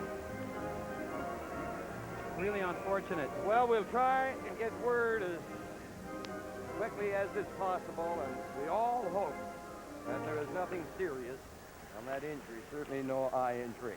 Now the face-off in the Canadian zone. They jam in there, falling on the ice, and again a face-off to the left of Dryden. And Dryden, we forgot to sort of rehash that save he made on Middleton. He stood his ground there. Middleton got a pretty good shot away. He was in fairly close. That's right. Every save at this stage is a big save, and that's the first probably of a couple that we're going to see here. Often when you see the goalie does not move, people say, well, he didn't, they hit him. But it's the goalie coming out and cutting down the angle, isn't it? That's right, that's right. Now it rolls into Dryden off for a tail stick. People just continually trying to put the goalies down, Dan. We've got to fight for everything we've gotten, and when you make a good save, you know, it was usually lucky, or else, like you say, it hit the goalie, or if you force a guy to shoot wide, you say the guy shot wide. But 9 times out of 10, it's a good play by the goalie. Since working with you up here, I feel now I'm fairly well disposed toward the goalies. You feel that I'm being biased, do you? No. I think you're terribly truthful. Yes, well, I do too. Here's the face-off. Robinson with it into the corner. Robinson gets it out to Jarvis. He's checked. Here's Whittel. Couldn't get a shot. Bruins are buzzing around. They drop it back, and the Canadians in possession. Bull clearing it to the corner. Jonathan and Robinson in there. Here's Middleton trying to center it. Whittel right in front of the net. Oh! Dryden went down and picked at it, and it went bouncing. Gainey bumping Jonathan. That was a very, very close call. The Bruins are very aggressive right now. They are. They've taken the play away, and like I said, I think they feel that they'd like to end it if they could, naturally, before the end of the period. But I think they like their chances with a minute 29 rather than, you know, playing it safe. Here you'll see it. Again, Kenny made a good save with a stick, and it just bounced away from Jonathan. But really, the last 3 minutes, all the play's been down in the Canadians' end. You realize the Canadians have not been out of their zone since they were called on that ice. That's right. That started it, and you mentioned that. It's more than the icing. It's a train of thought you get into. You start thinking defense, and that's what they were doing. And now let us see. It'll be Shepard against Lemaire. Lemaire shot and Lafleur. There's Shepard, Marcotte, and Schmott. Stokes and Rick Smith on the point. They just fade out of your picture as we get a close-up to face-off area. Here is Shepard trying to center it. Shot has it away. It goes off the skate of Lafleur. Park for Boston. Ahead on the left side. He missed Marcotte, who then cleared it in. And it gets caught up in the sweater of LaPointe. No, I've used all the paraphernalia I'm going to use in the playoffs. Ron Andrews wanted to know why I didn't use paraphernalia. And there is Savard with it. Ahead on the left side at center. They struggle for it. Shepard over on the left side off the boards to Marcotte. He shoots it. Dryden clearing it to LaFleur. 1 minute left in regulation time. Puck is back in Boston territory. There's Shutt going after Park. And again, the Canadians are called for icing. So you have to say, right here, at this particular juncture, the Bruins have the upper hand. Well, no question. And, you know, the thing is, Danny, I think the pressure is more on Montreal because, you know, it's their home game and so forth. And the Canadians, obviously, they haven't been in this position very often where they felt the pressure, you know, being tied. Even, you know, most games at home, they're up 2 or 3 at this stage of the game. And it's interesting to see they reacting. They are reacting like a lot of teams. They're dumping the puck out. They're a little bit disorganized. And it's allowing Boston to actually get the momentum. But you're saying at times they look like an ordinary team. Now the puck into the center ice area. In on the boards they go with 43 seconds left. This has been a grueling, titanic type of struggle. Yeah, it's been a great hockey game, you know, and like, you know, this is what we're talking about, the finals. This is what the fans want to see. I mean, I'm biased. I know you are. And, what? We're both biased. You have to be, but what I wanted to see more than anything else was a good final. To see Boston do well, it gives players around the league a hope almost. You can say, well, look, if Boston can beat them, so can we. You know, Canadians have been regarded as invincible, and we're seeing here tonight that they can be played even or maybe beaten. Well, they haven't been beaten as yet. Clark took his man, is shut down. Here's Rattel in over the line, dropping it back to Schmutz into Rattel off his skate. Into the corner for Robinson. Ahead it goes. Here's Lemaire coming down. The pass intercepted by Schmutz. Here's Shutt picking it up over the line. The shot. Canadians in there with Lemaire. Lemaire going to the corner. Rattel has it. Now up it goes to Marcotte. Out over the line. Robinson on it. Gets it over on the wing. Here's LaFleur dashing in there. LaFleur around the net. Taken out of the play. He and Park fall. And regulation time has ended, and it is a 2-2 hockey game. So the great drama, the great excitement of overtime will be upon us after this respite of 15 minutes or so. In the meantime, we look at the Canadians going out. The shots on goal, 28-20 after regulation time. Boston with 28. There's been some fine goaltending in this game.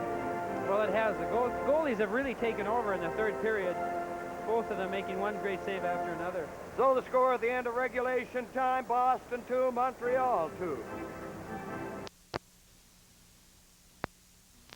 If you're a one-brand beer drinker like myself, nobody's going to talk you into switching over to Molson Diamond just because a lot of the other guys are doing it. Not even when they tell you it's got a smoother taste than your brand. There's only one thing that's going to make you change your mind, and you know it. You got to judge Diamond for yourself. Like I did. So go ahead. You be the judge. After all, the other guys can't always be wrong. Bill, the captain's along.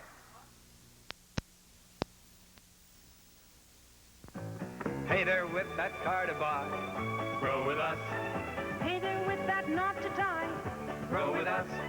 Adding on that extra room. Going off to college soon. Come on, everybody, grow with us.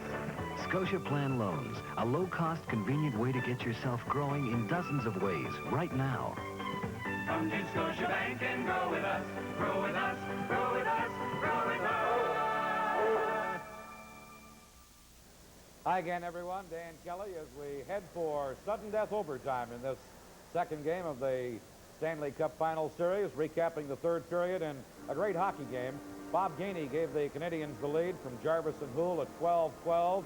Just around the 15-minute mark, Yvan Cournoyer had 2 sensational tries for a goal. Jerry Cheevers making remarkable saves. The Bruins came right back, and they tied the game. Rick Smith scoring from Cashman and McNabb at 15:48. That tied it at 2-2, and now we are on sudden death overtime. Of course, last year, you'll recall, in the fourth and final game of the final series in Boston, the Canadians won the Stanley Cup in overtime in the fourth game of that series.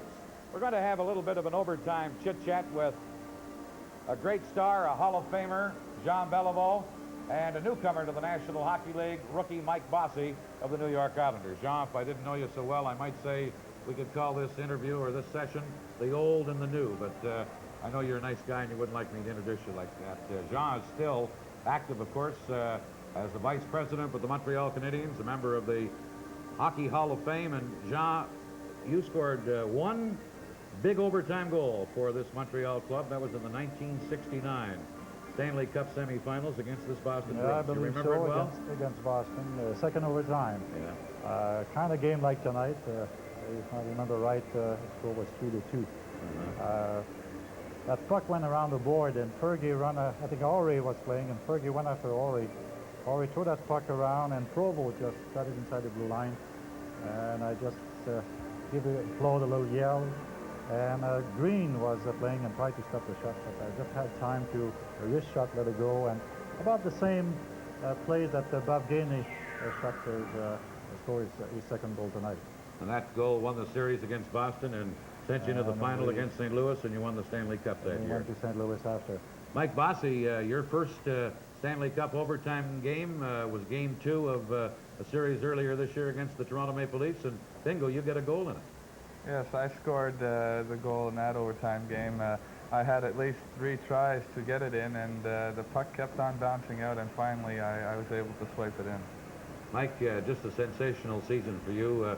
53 goals as a rookie, and you're not playing at this point, and I know that has to be disappointing, but John, what a future this young man has ahead of him after a start like that. It's certainly nice to see youngsters with great talent ahead coming up. It's good for the game, and allow me to take this opportunity to congratulate Mike on this fine year.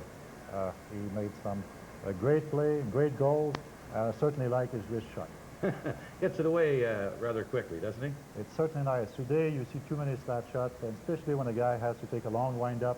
That's why you see too many of those slap shots were deflected, because the guys take a long wind-up. But it's nice to see youngsters coming up with such a great wrist shot. John, what about this hockey game so far? It's been, I said, a great game. Well, I think it's a great Stanley Cup game. It's a very tough game out there. Maybe most of the fans don't really notice all the holding there's there tonight. Every time there's the players against each other, you see a stick if the players is defending, and it's very tough to carry a player on every play. It reminds me some of the game we had with the Leafs many years back. But in a Stanley Cup, when you reach a Stanley Cup finals, if you expect that you won't be checked, don't be out there. Don't expect that. The Stanley Cup is hard to get. And I remember when I was captain, I used to tell the youngsters, we're close at it, maybe only 3 or 4 games. It might take many years. I know many great ones who, naming Gadsby, for 20 years, a great hockey player, and never won a Stanley Cup. So you know that you're only 3 or 4 games away, and everybody gain a little more out there. Mike, what are your impressions of this game? Well, it's a nicely played hockey game. Boston has come back and really played well tonight, considering their performance the other night. And Canadians missed a lot of chances, especially Pierre Mondeau in the first period and Yvan Cournoyer in the latter part of the third. And then you had Boston, Jean Rattel missed a couple of chances. It's going to be a real tight-checking overtime period, and it might even be a fluky goal that wins the game. Sean, correct me if I'm wrong. It seems in overtime in recent years, the teams seem to open up more quickly than they used to. It seems to me in 10, 15 years ago, they used to play it more cautiously in overtime. Do I have the right track on that? Well, you're probably right. I think as a whole, we all recognize that hockey is maybe a little faster than 10, 15 years ago. And I suppose that both teams try to use element of surprise, hoping to get a quick goal, and on many occasions it had happened. Are you looking for both teams to go right after it right away? Well, the way they've been playing tonight, they've been checking very close, but I'm sure that they're going to certainly, if the occasion or the opening happen, they're certainly going to do a good try, I'm sure. Mike, one thing, Jerry Cheevers in this hockey game to me is looked like the Cheevers of well, years ago. He's just been remarkable. Well, Jerry is a great goaltender, and he likes to challenge the hockey players who come at him and shoot. And he's had a lot of success with it tonight, especially against Yvan Cournoyer once in the third period, where he tried to pass it to Riseborough at the corner of the net. And if he keeps on coming up with the big saves in the overtime period, they just could win the game. But then again, you have Guy Lafleur and Schutt and Lemaire and Cournoyer, the fast skaters on the Montreal team that just could break it open. Let's give you fellas an opportunity to say what you think is going to happen and perhaps who's going to win the game and who's going to score the goal. Mike, we'll start with you. You're the young guy and the rookie. Well, Montreal's a heavy favorite, and I predict Montreal will win it, and I maybe give it to Lafleur, who hasn't had very many chances to score tonight, or Yvan Cournoyer, who has missed a lot of chances. You go along with that thinking, Mr. Well, Vice President well, I of have the no other Montreal choice, but Canadiens? yeah, but I'm going to take Lemaire. You're going to take Lemaire? Yes. That's Jean Beliveau, and that's Mike Bossy. We thank you fellows for bringing back some memories, Jean, of your overtime goal and for Mike's overtime goal of not very long ago, earlier this year in the Stanley Cup playoffs. We'll return with the Stanley Cup 78 in just a moment. How to help provide early warning protection against fire. No two fires begin the same way. Sometimes they start as simply as this. To help protect your family, General Electric developed the Home Sentry smoke alarm system. When this sensitive device detects smoke, it sounds a warning, providing time for escape. The GE Home Sentry system. It could help save your family's lives. Canadian General Electric, working to give you your money's worth. Sports on CBC television, amateur or professional, men's or women's, team action or individual effort in provincial, national, or international events, such as the Commonwealth Games taking place in Edmonton in August. CBC brings it to you right here.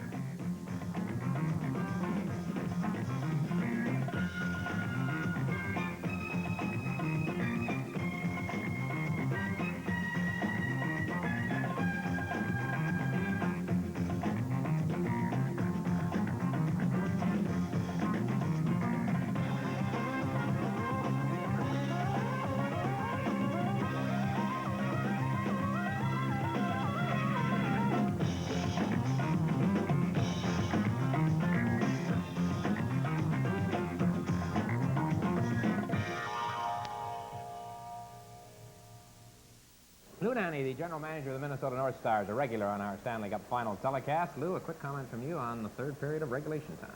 Well, Dick, it was a fine play period, really tight checking, as Jean Beliveau said. There was a lot of interference, but there were some good chances by both teams, and especially by Cournoyer, that just seemed to turn the tide at that moment on the ice. He had two great chances to put the game away for the Canadians.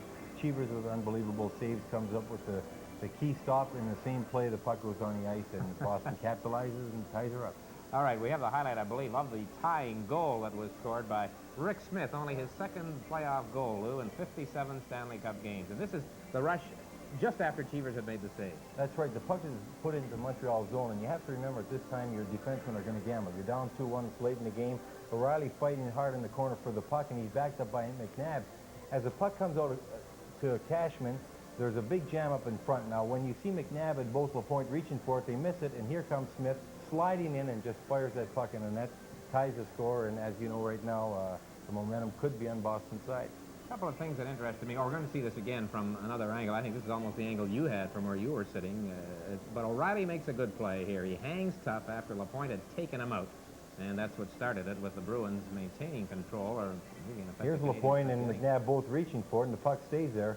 And that's Smith following up the play, as we see him putting it in the low corner by Dryden. Lou, in the game tonight and in that period, as we look at it again, the Canadians had, it seemed to me, a lot of 2-on-1 chances, and most of the time they didn't get a shot on the net. It's very strange to see them in this situation. Well, Dick, you know the Canadians are a shooting club, and what they've been doing, they've had numerous 2-on-1 chances, and the puck area has been unloading the shot. I don't believe they've tried one pass across on a 2-on-1 all night long. And as you said, they aren't getting shots on the net. They're hitting the glass, they're missing the net. They're really trying to drive it past Cheevers rather than just going for a corner and maybe a rebound as the second man's coming in on the net. And because of this, the play seems to be catching a couple of Canadians deep, and Boston has come back numerous times and had chances of their own. I know you noticed something really Lafleur-Marcotte matchup in that third period. Well, Cheever, or I should say Cherry, was keeping Marcotte on Lafleur, and Scotty was keeping Lafleur off the ice until Montreal got the lead 2-1. Now they put Marcotte back on the ice, and he puts Lafleur out because he knows Marcotte's going to check Lafleur, not thinking about scoring as much. So when you're leading, you want to put your scorers out there hoping that they're going to be checked and time's going to run out on them. But now you go in the overtime. Now what do you say? If I'm Scotty, I start Lafleur because he can win it. If I'm Don Cherry, I start Marcotte because now the longer it goes, the momentum of the home rink is gone by now. And the longer it goes, Boston's got a better chance to win it. Very briefly, Lou, your comments at the top of the show about the way the Bruins should play, or you expect them to play, have pretty well come true. Yeah, they played a lot tighter than they did the other night. They weren't forechecking that second man unless they were sure. They came back with 4 guys across the blue line, forcing Montreal to dump it in. Consequently, Montreal's not getting the open shots that they had the other night. This is the first time this year that the Montreal Canadiens have gone into sudden death overtime. The Bruins, it is the 5th time for the Bruins. They had 2 overtime games in their series with the Chicago Blackhawks and a couple in their series with the Philadelphia Flyers, perhaps only one. I just kind of caught me on that for just a minute. Anyway, the Bruins have been there before this year. The Canadiens have not, and they're going into overtime right now with the score tied 2-2. We heard a lot of predictions here a moment ago from Mike Bosky and Jean Beliveau who might score. Let me see, they both picked the Canadiens. Lou, what about you? Well, I've got to go with the Canadiens, and I was going to go with Lemaire because he's got the shot, and really he's dangerous all night long, and I expect Lafleur to be watched more. Lafleur, as you know, is the most dangerous player, but Lemaire is awful dangerous, and he makes his chances count. He did it last year against Boston. One thing that is often said, the team that ties the game late in regulation time has the old cliche momentum going when overtime starts. Does it hold true? Well, I'd have to say right now Boston's very confident. They've come out here, they've played an excellent game, they've showed that they can play the Canadiens. They feel that they can beat the Canadiens in there, and I think they've got a good chance to do it. The goaltending, I don't know. I look at goaltenders, Lou, all year in hockey, but when it comes to sudden death overtime, that's got to be something else to stand there. Well, Jerry Cheever has been through it quite a bit, so has Kenny Dryden. They're both professionals. Cheevers, as you know, it just seems to be a money goaltender, and really it could be a fluke that wins it. I don't see either of these goaltenders giving up anything easy, so it could go off someone's shoulder or skate blade or stick. It could be a deflection that wins it. I'm going to sit on the fence. I'm going to say if the Canadiens win the game, it'll be Steve Shutt. Of Boston, it'll be Jean Rattel. All right, thank you, Lou Nanny. Now, back up to the broadcast booth, and here again, Danny Gallivan. Okay, Lou and Dick, and as we mentioned when we wound up the third period, when you get into overtime, it's punctuated with drama and excitement. You went through it in the 7th game against Toronto. What did you talk about in the dressing room? Did your coach say, okay, boys, let's storm after them right away? Yeah, we talk about getting the goal early. You can say hello to Moose Jaw again. I think they're probably getting sick and tired of seeing me, Danny.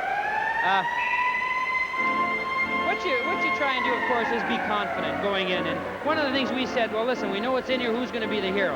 And I'm sure both teams are saying that type of thing, where they're both, trying to build each other up, confident-wise. And then I think both teams are going to try and end it early, as we talked about. Montreal maybe have to go with 3 defensemen. You don't want it to drag on too long, or I'm sure they don't. Boston, the same thing. They want to get that first goal. Not give Montreal too many good chances. So I think both teams are going to come out storming, or at least attempt to. Well, Chico, the last time Boston and Montreal went into overtime here at the Forum in Montreal was April the 24th, 1969. Beliveau scored. That's his only overtime goal at 11:28. That was into the second overtime period. Montreal 2, Boston 1 on that occasion. Right now, as we get set for overtime play, in this, the second game of the 1978 final series, the score is tied at 2 goals. We have Lemaire going out with Lafleur and Shutt, and it is Shepard, Marcotte, and Schmutz, the forward line for Boston. Play is underway, and here's Savard scooping it ahead. It's picked up on the left side by Milbury. It's in over the line. Robinson going after it, and there is an offside. I see Bill Nyrob is not on the bench, Danny, so it might be something a little more serious than we anticipated. Let me ask you this. Do you think Scotty Bowman will go along with three defensemen rather than use Lupien or Bouchard? I think he will for a time, but if it drags on, he's going to have... Savard looks very tired out there. Here's Robinson up on the left side, and it goes to Shutt. There's the shot!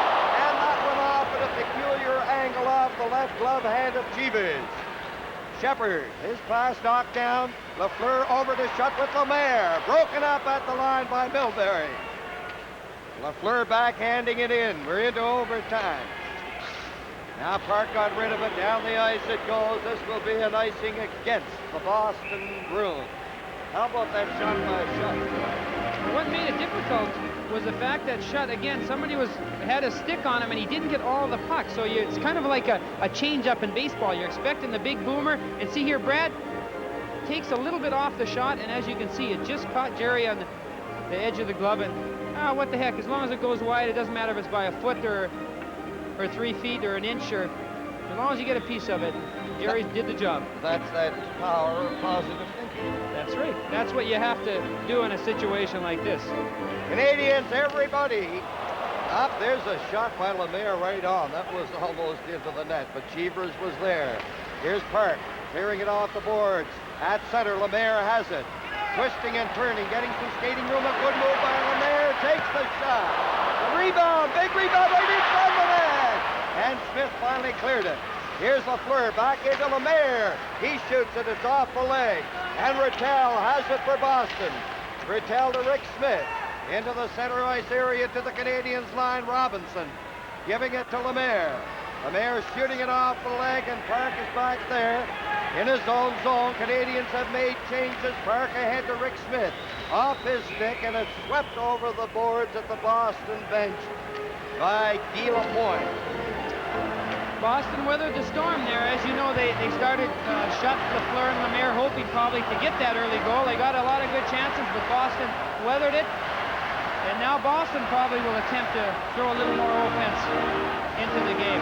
They've been kind of playing this whole first overtime in their own end. And it's tough to score from your end of the ice. It's definite now that Bowman is going along with three defensemen. Yes, yep. He just sent Savard out. Robinson went to the bench. Lapointe is the other defenseman. Here's Lapointe on the right side, rolling it ahead. Rick Smith has it for Boston. Ahead it goes to O'Reilly. In on the left side. Cashman being watched by Lapointe. It's center. Puck loose in from the net. McNabb was tied up. Here's Mondeau down on the right side. A pass. Ray-Jean to Gainey. There's the shot. Cheevers. He looked as if he were going to leave the rink. Well, like I say, Jerry likes to get involved and put on a little bit extra, and that's good. You know, that keeps a goalie in the game, and he does it well. And he's playing extremely well. I'm really happy for him, too, because... Well, he has a reputation of being a money goalie. Yeah, he likes money as much as any goalie in the league, I think. Well, if that's the case, all you people are excellent. Now O'Reilly in on the boards against Gainey. Mondeau is bumped by Doak. Here's Doak clearing it to the point. Savard has it. Over it goes to Ray-Jean and the Bruins. Four of them coming to center. Over to O'Reilly. Across the line. He loses it. McNabb is going to keep it in. He was bumped after getting clear of it by Gainey. Now it's Lapointe. Ahead to Savard. Back to Lapointe. Dangerously in front of the net. He gets away. Lapointe down on the right side. Clearing it in. Here's Cashman was shot after him to the other side to O'Reilly. Kept in by Lemaire. He lost it. McNabb to O'Reilly. Down to the line. Picked up and wheeling away on the right side. A Steve shot. He gets away from the check. And it was O'Reilly who went flying.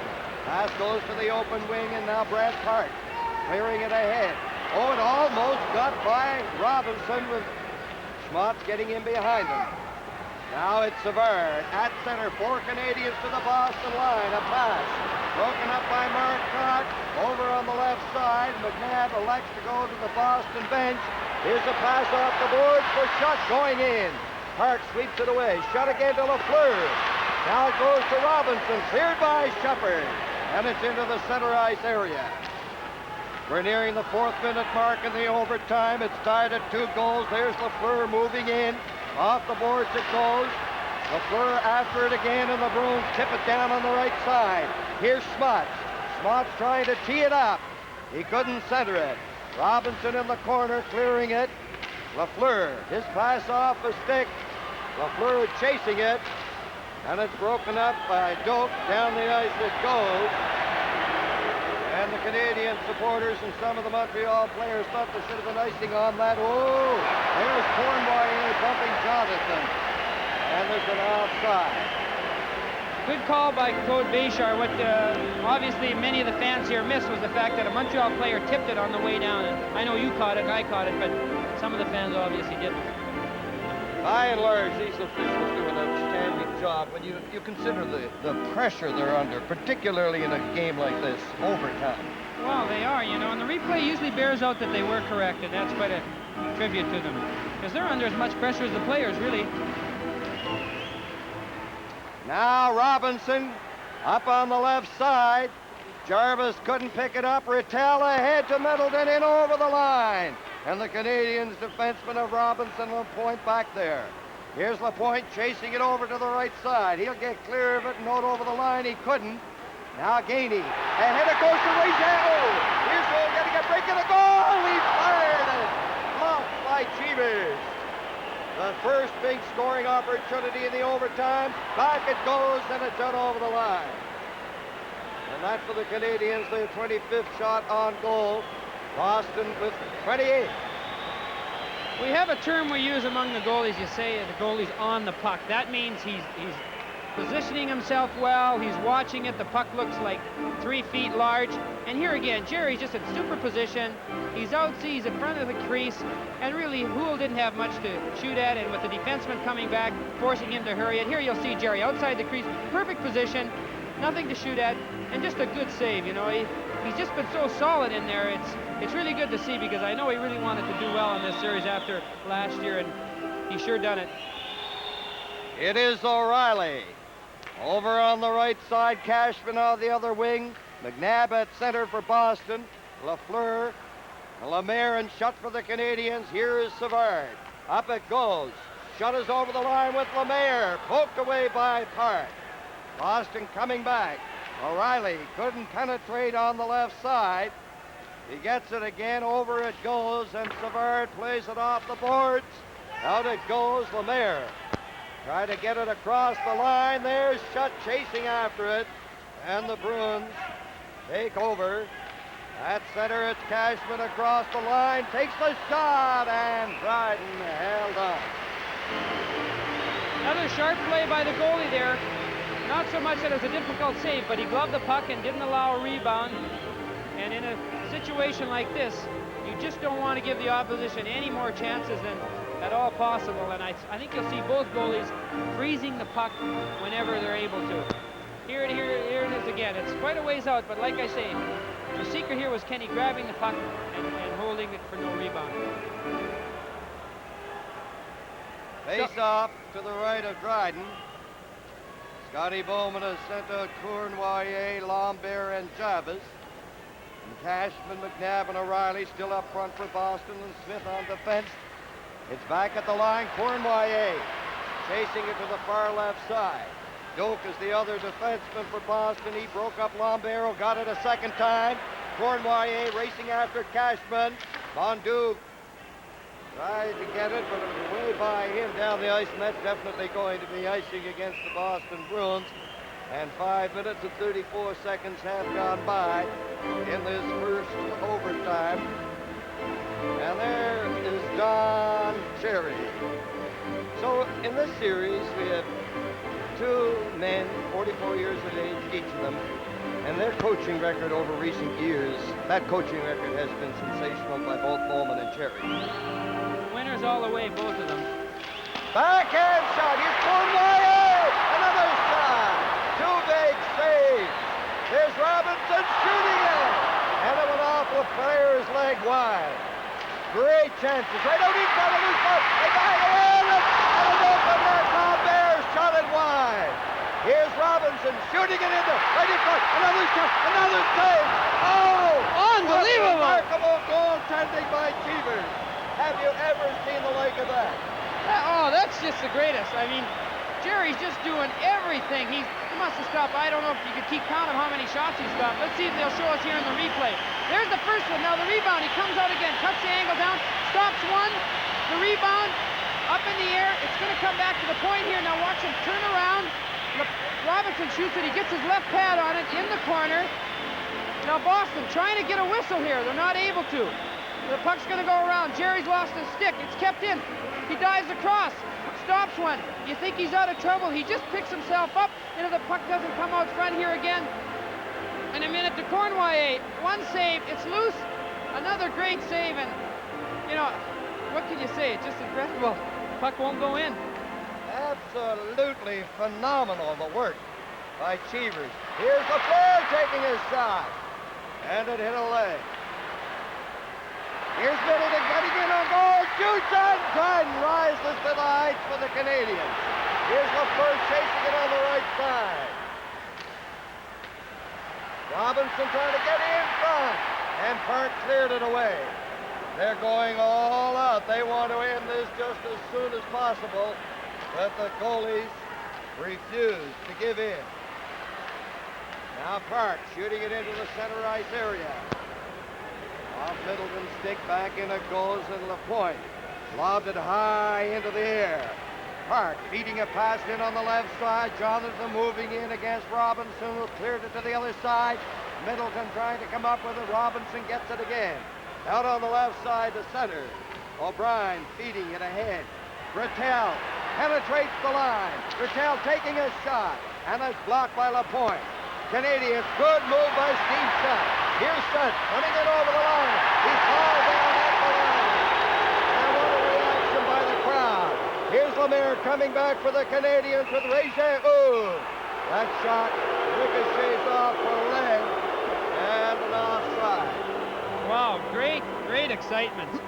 I know Mr. and Mrs. Nyrob are probably watching this game back in Minneapolis, and we have a report that Bill had a wound under his right eye, nothing serious. He's gone to the hospital and obviously be lost for the rest of this game.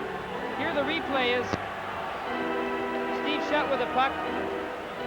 This is the hook here, and see, he doesn't really go down, and here's another little trip, and you know, in a different time, a different situation, there may be penalties, but in a game like this, you can't really call something like that. Not that...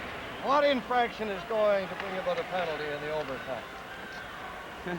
Good question. Score is tied at 2 goals. And LaPointe over to Savard. Now loose puck over on the far side. Cashman is racing up, taken out of the play by Jarvis. There is LaPointe off the boards. Gainey starting up on the left side.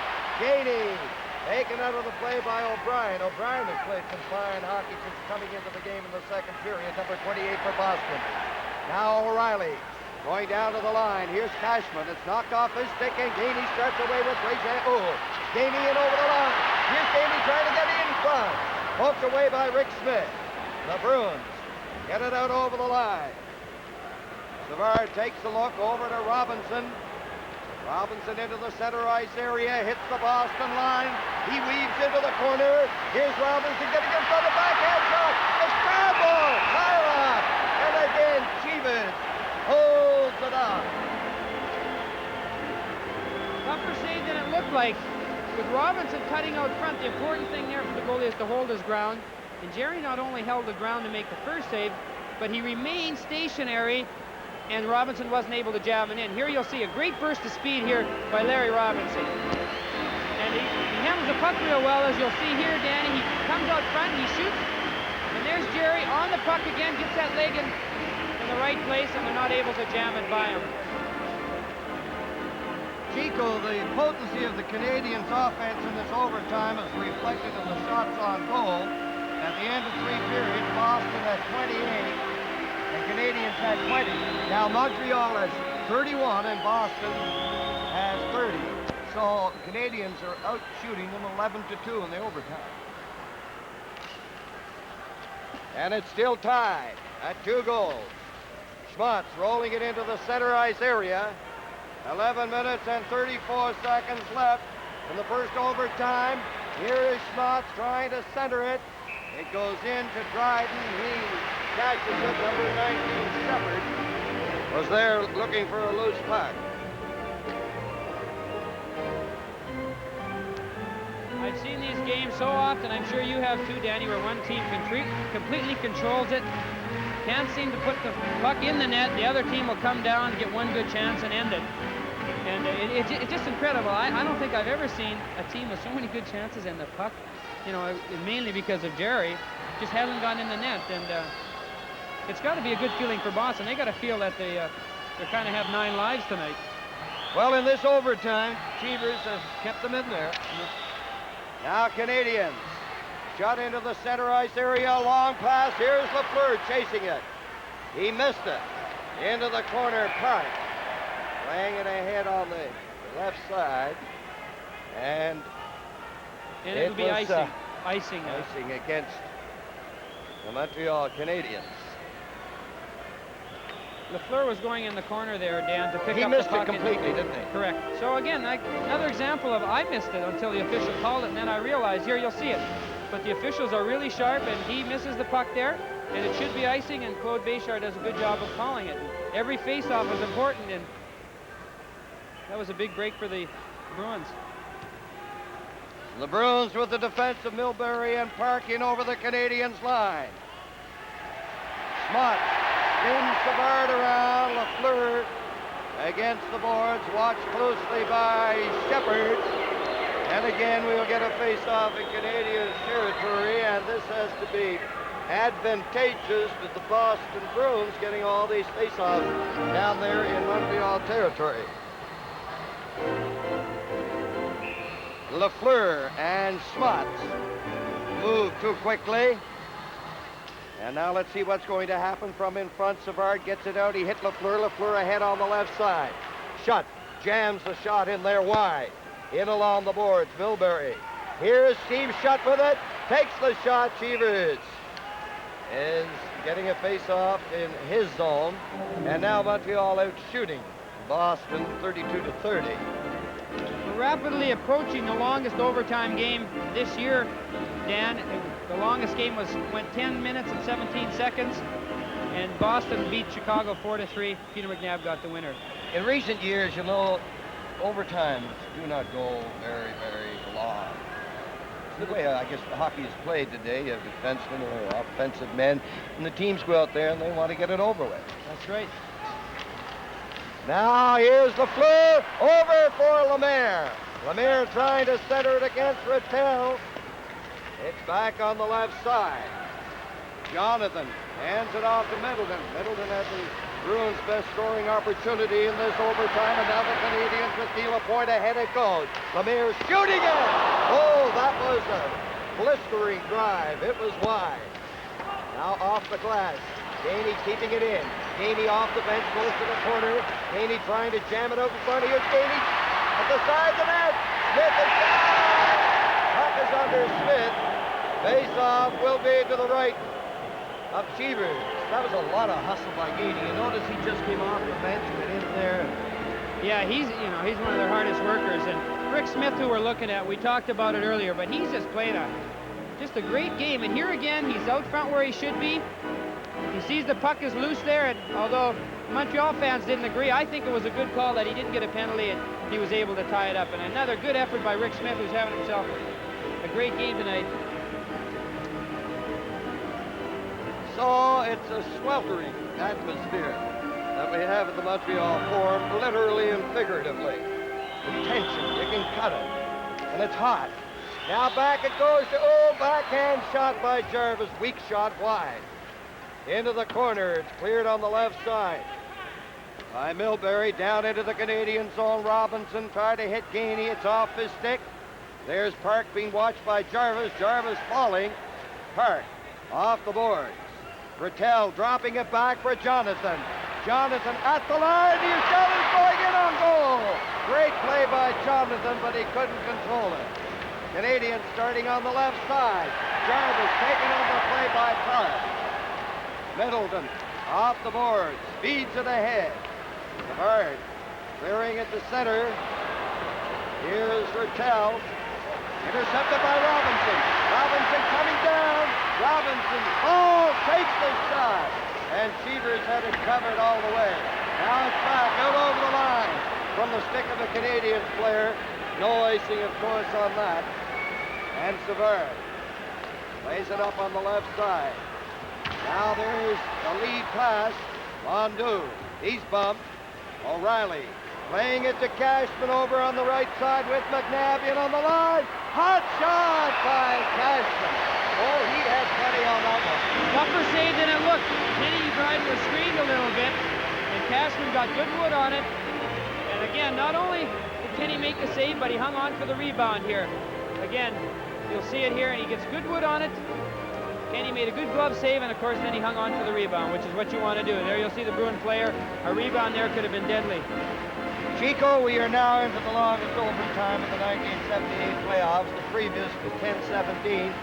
There you see Gainey upending his check in the center ice area. Boston, everybody up. O'Reilly on the boards. Cournoyer getting it out to Lambert with Cournoyer. In it goes. Cournoyer in behind the net. Cournoyer centered it, and it's gobbled up by O'Reilly. Knocked off his stick by Lemaire. Doak gets it to the line. Canadians keeping it in. It's knocked down in front by Lemaire, and he couldn't get a shot away. Canadians applying the pressure. Here's Lemaire. He falls. The Bruins out on the right side. O'Reilly with McNabb and Cashman. O'Reilly trying to get through there, and LaPointe drifted it into the air. Lemaire couldn't pick up the pass from the stick, or Lambert couldn't from the stick of Lemaire. Now along the boards. It's at the line. Smith over to O'Reilly. O'Reilly cut by two players. Now O'Reilly digging to the right side and feeds it finally over the glass. Well, you wonder how long Montreal can keep the sustained pressure. They've just been going and going right from the opening faceoff, and still it's tied. And like I say, going with the three defensemen, you wonder if they couldn't be a little bit tired. We've seen a lot of Lafleur and Shutt, so it appears that Scotty's been going with primarily maybe 8-10 players. Robinson to Mondu, ahead on the right side. LaPointe cleared it in over the line. Out it comes. Here's Lafleur with Mondu. Lafleur drops it back, and Schmutz has it. Over on the left side. Oh, LaPointe just stopped that. It was headed for Marcotte, who would have had a clear path in on the left side. They struggle on the boards. Mondu playing it to center. Marcotte rips a shot into the corner. There is Robinson. Or checking number 19 for Boston, Shepard. Motionless is Robinson. He takes a look. Now Lafleur. Lafleur, rink-wide pass for Mondu. Mondu over the line, puts on the brakes. Takes the shot. It ricochets off the stick to the far corner, and Marcotte. He hit Shepard with it. Shepard shooting it. And Dryden grabbed that, and that is Boston's 32nd shot on goal. Robinson leading a four-man Montreal attack. Lafleur shoots.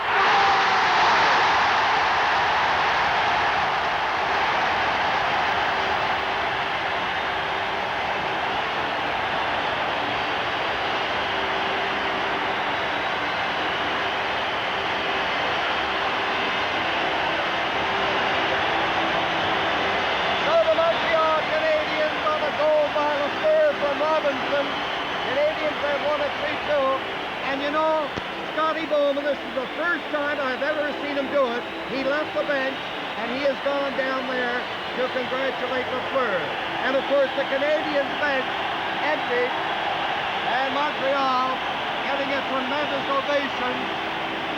And they realized how important this game was, and what a struggle the Boston Bruins put up here tonight. So the Canadiens up 2-0 in the series. There's Robinson. And we'll have a chance for you to describe it later, Chico.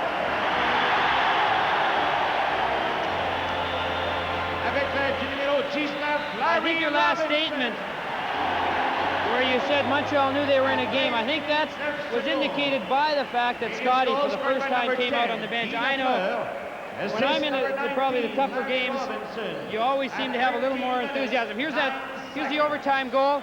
Given to Guy Lafleur, and he fires from the top of the circle, and again, he shoots the puck so well, just misses Jerry's left pad. And again, it wasn't, I mean, It's hard to say. Jerry stopped so many great ones, and you might say, well, what was he doing on that one? But Lafleur, who I've always said, you take velocity and accuracy, Guy Lafleur is #1, and he indicated it there again. Here's the play.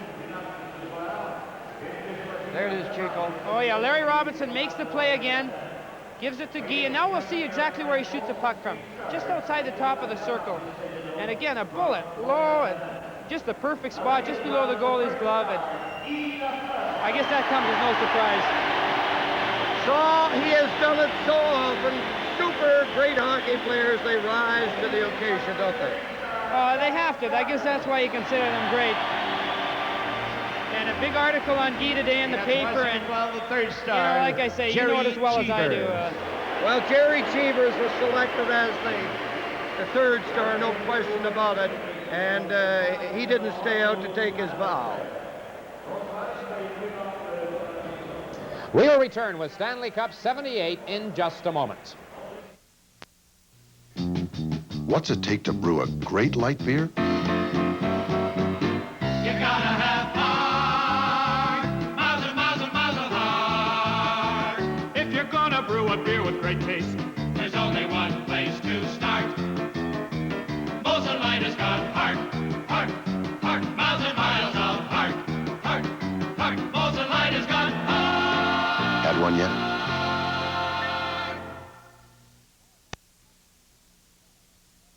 A couple of chaps named Irvin and Kelly have enjoyed this hockey game tonight, I'm sure equally as well as the viewers have from coast to coast in Canada and the United States. The Canadians winning it 3-2 in overtime. That's Guy Lafleur's second overtime goal. He scored one against the Vancouver Canucks a few years ago here at the Forum. Dan Kelly, I kind of wondered on the goal. Chico said, well, you might look at Jerry Cheevers and say, what was he doing on it? I wondered if Cheevers maybe thought the shot was going to the far side.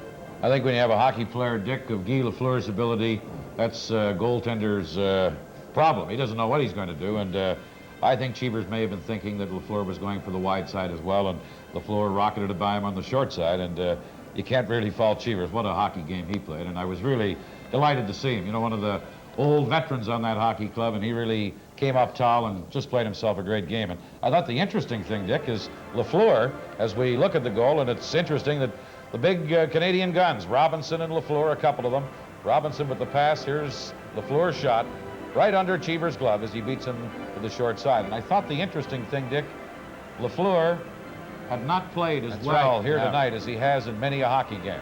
Should Ken Dryden have had an assist? He handled the puck. Certainly. Got it to Robinson.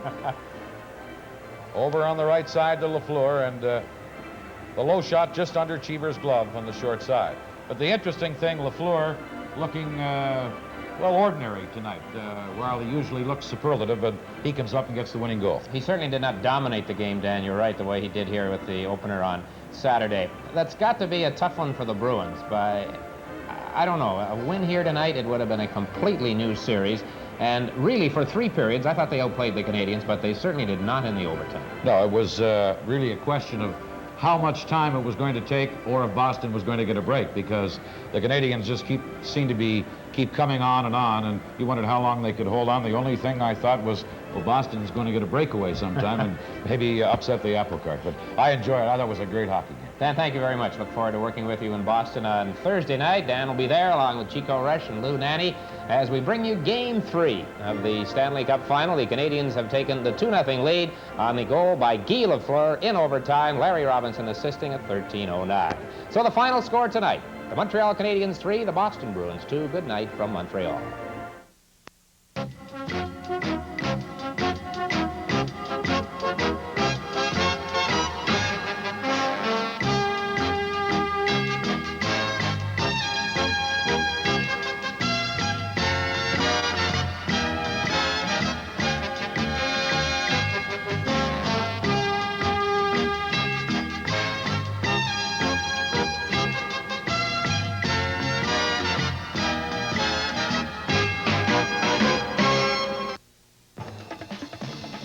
Live on CBC, Hockey Night in Canada, brought to you by Ford of Canada, on behalf of Ford and Mercury dealers from coast to coast. Ahead and participating retailers and record companies in Canada.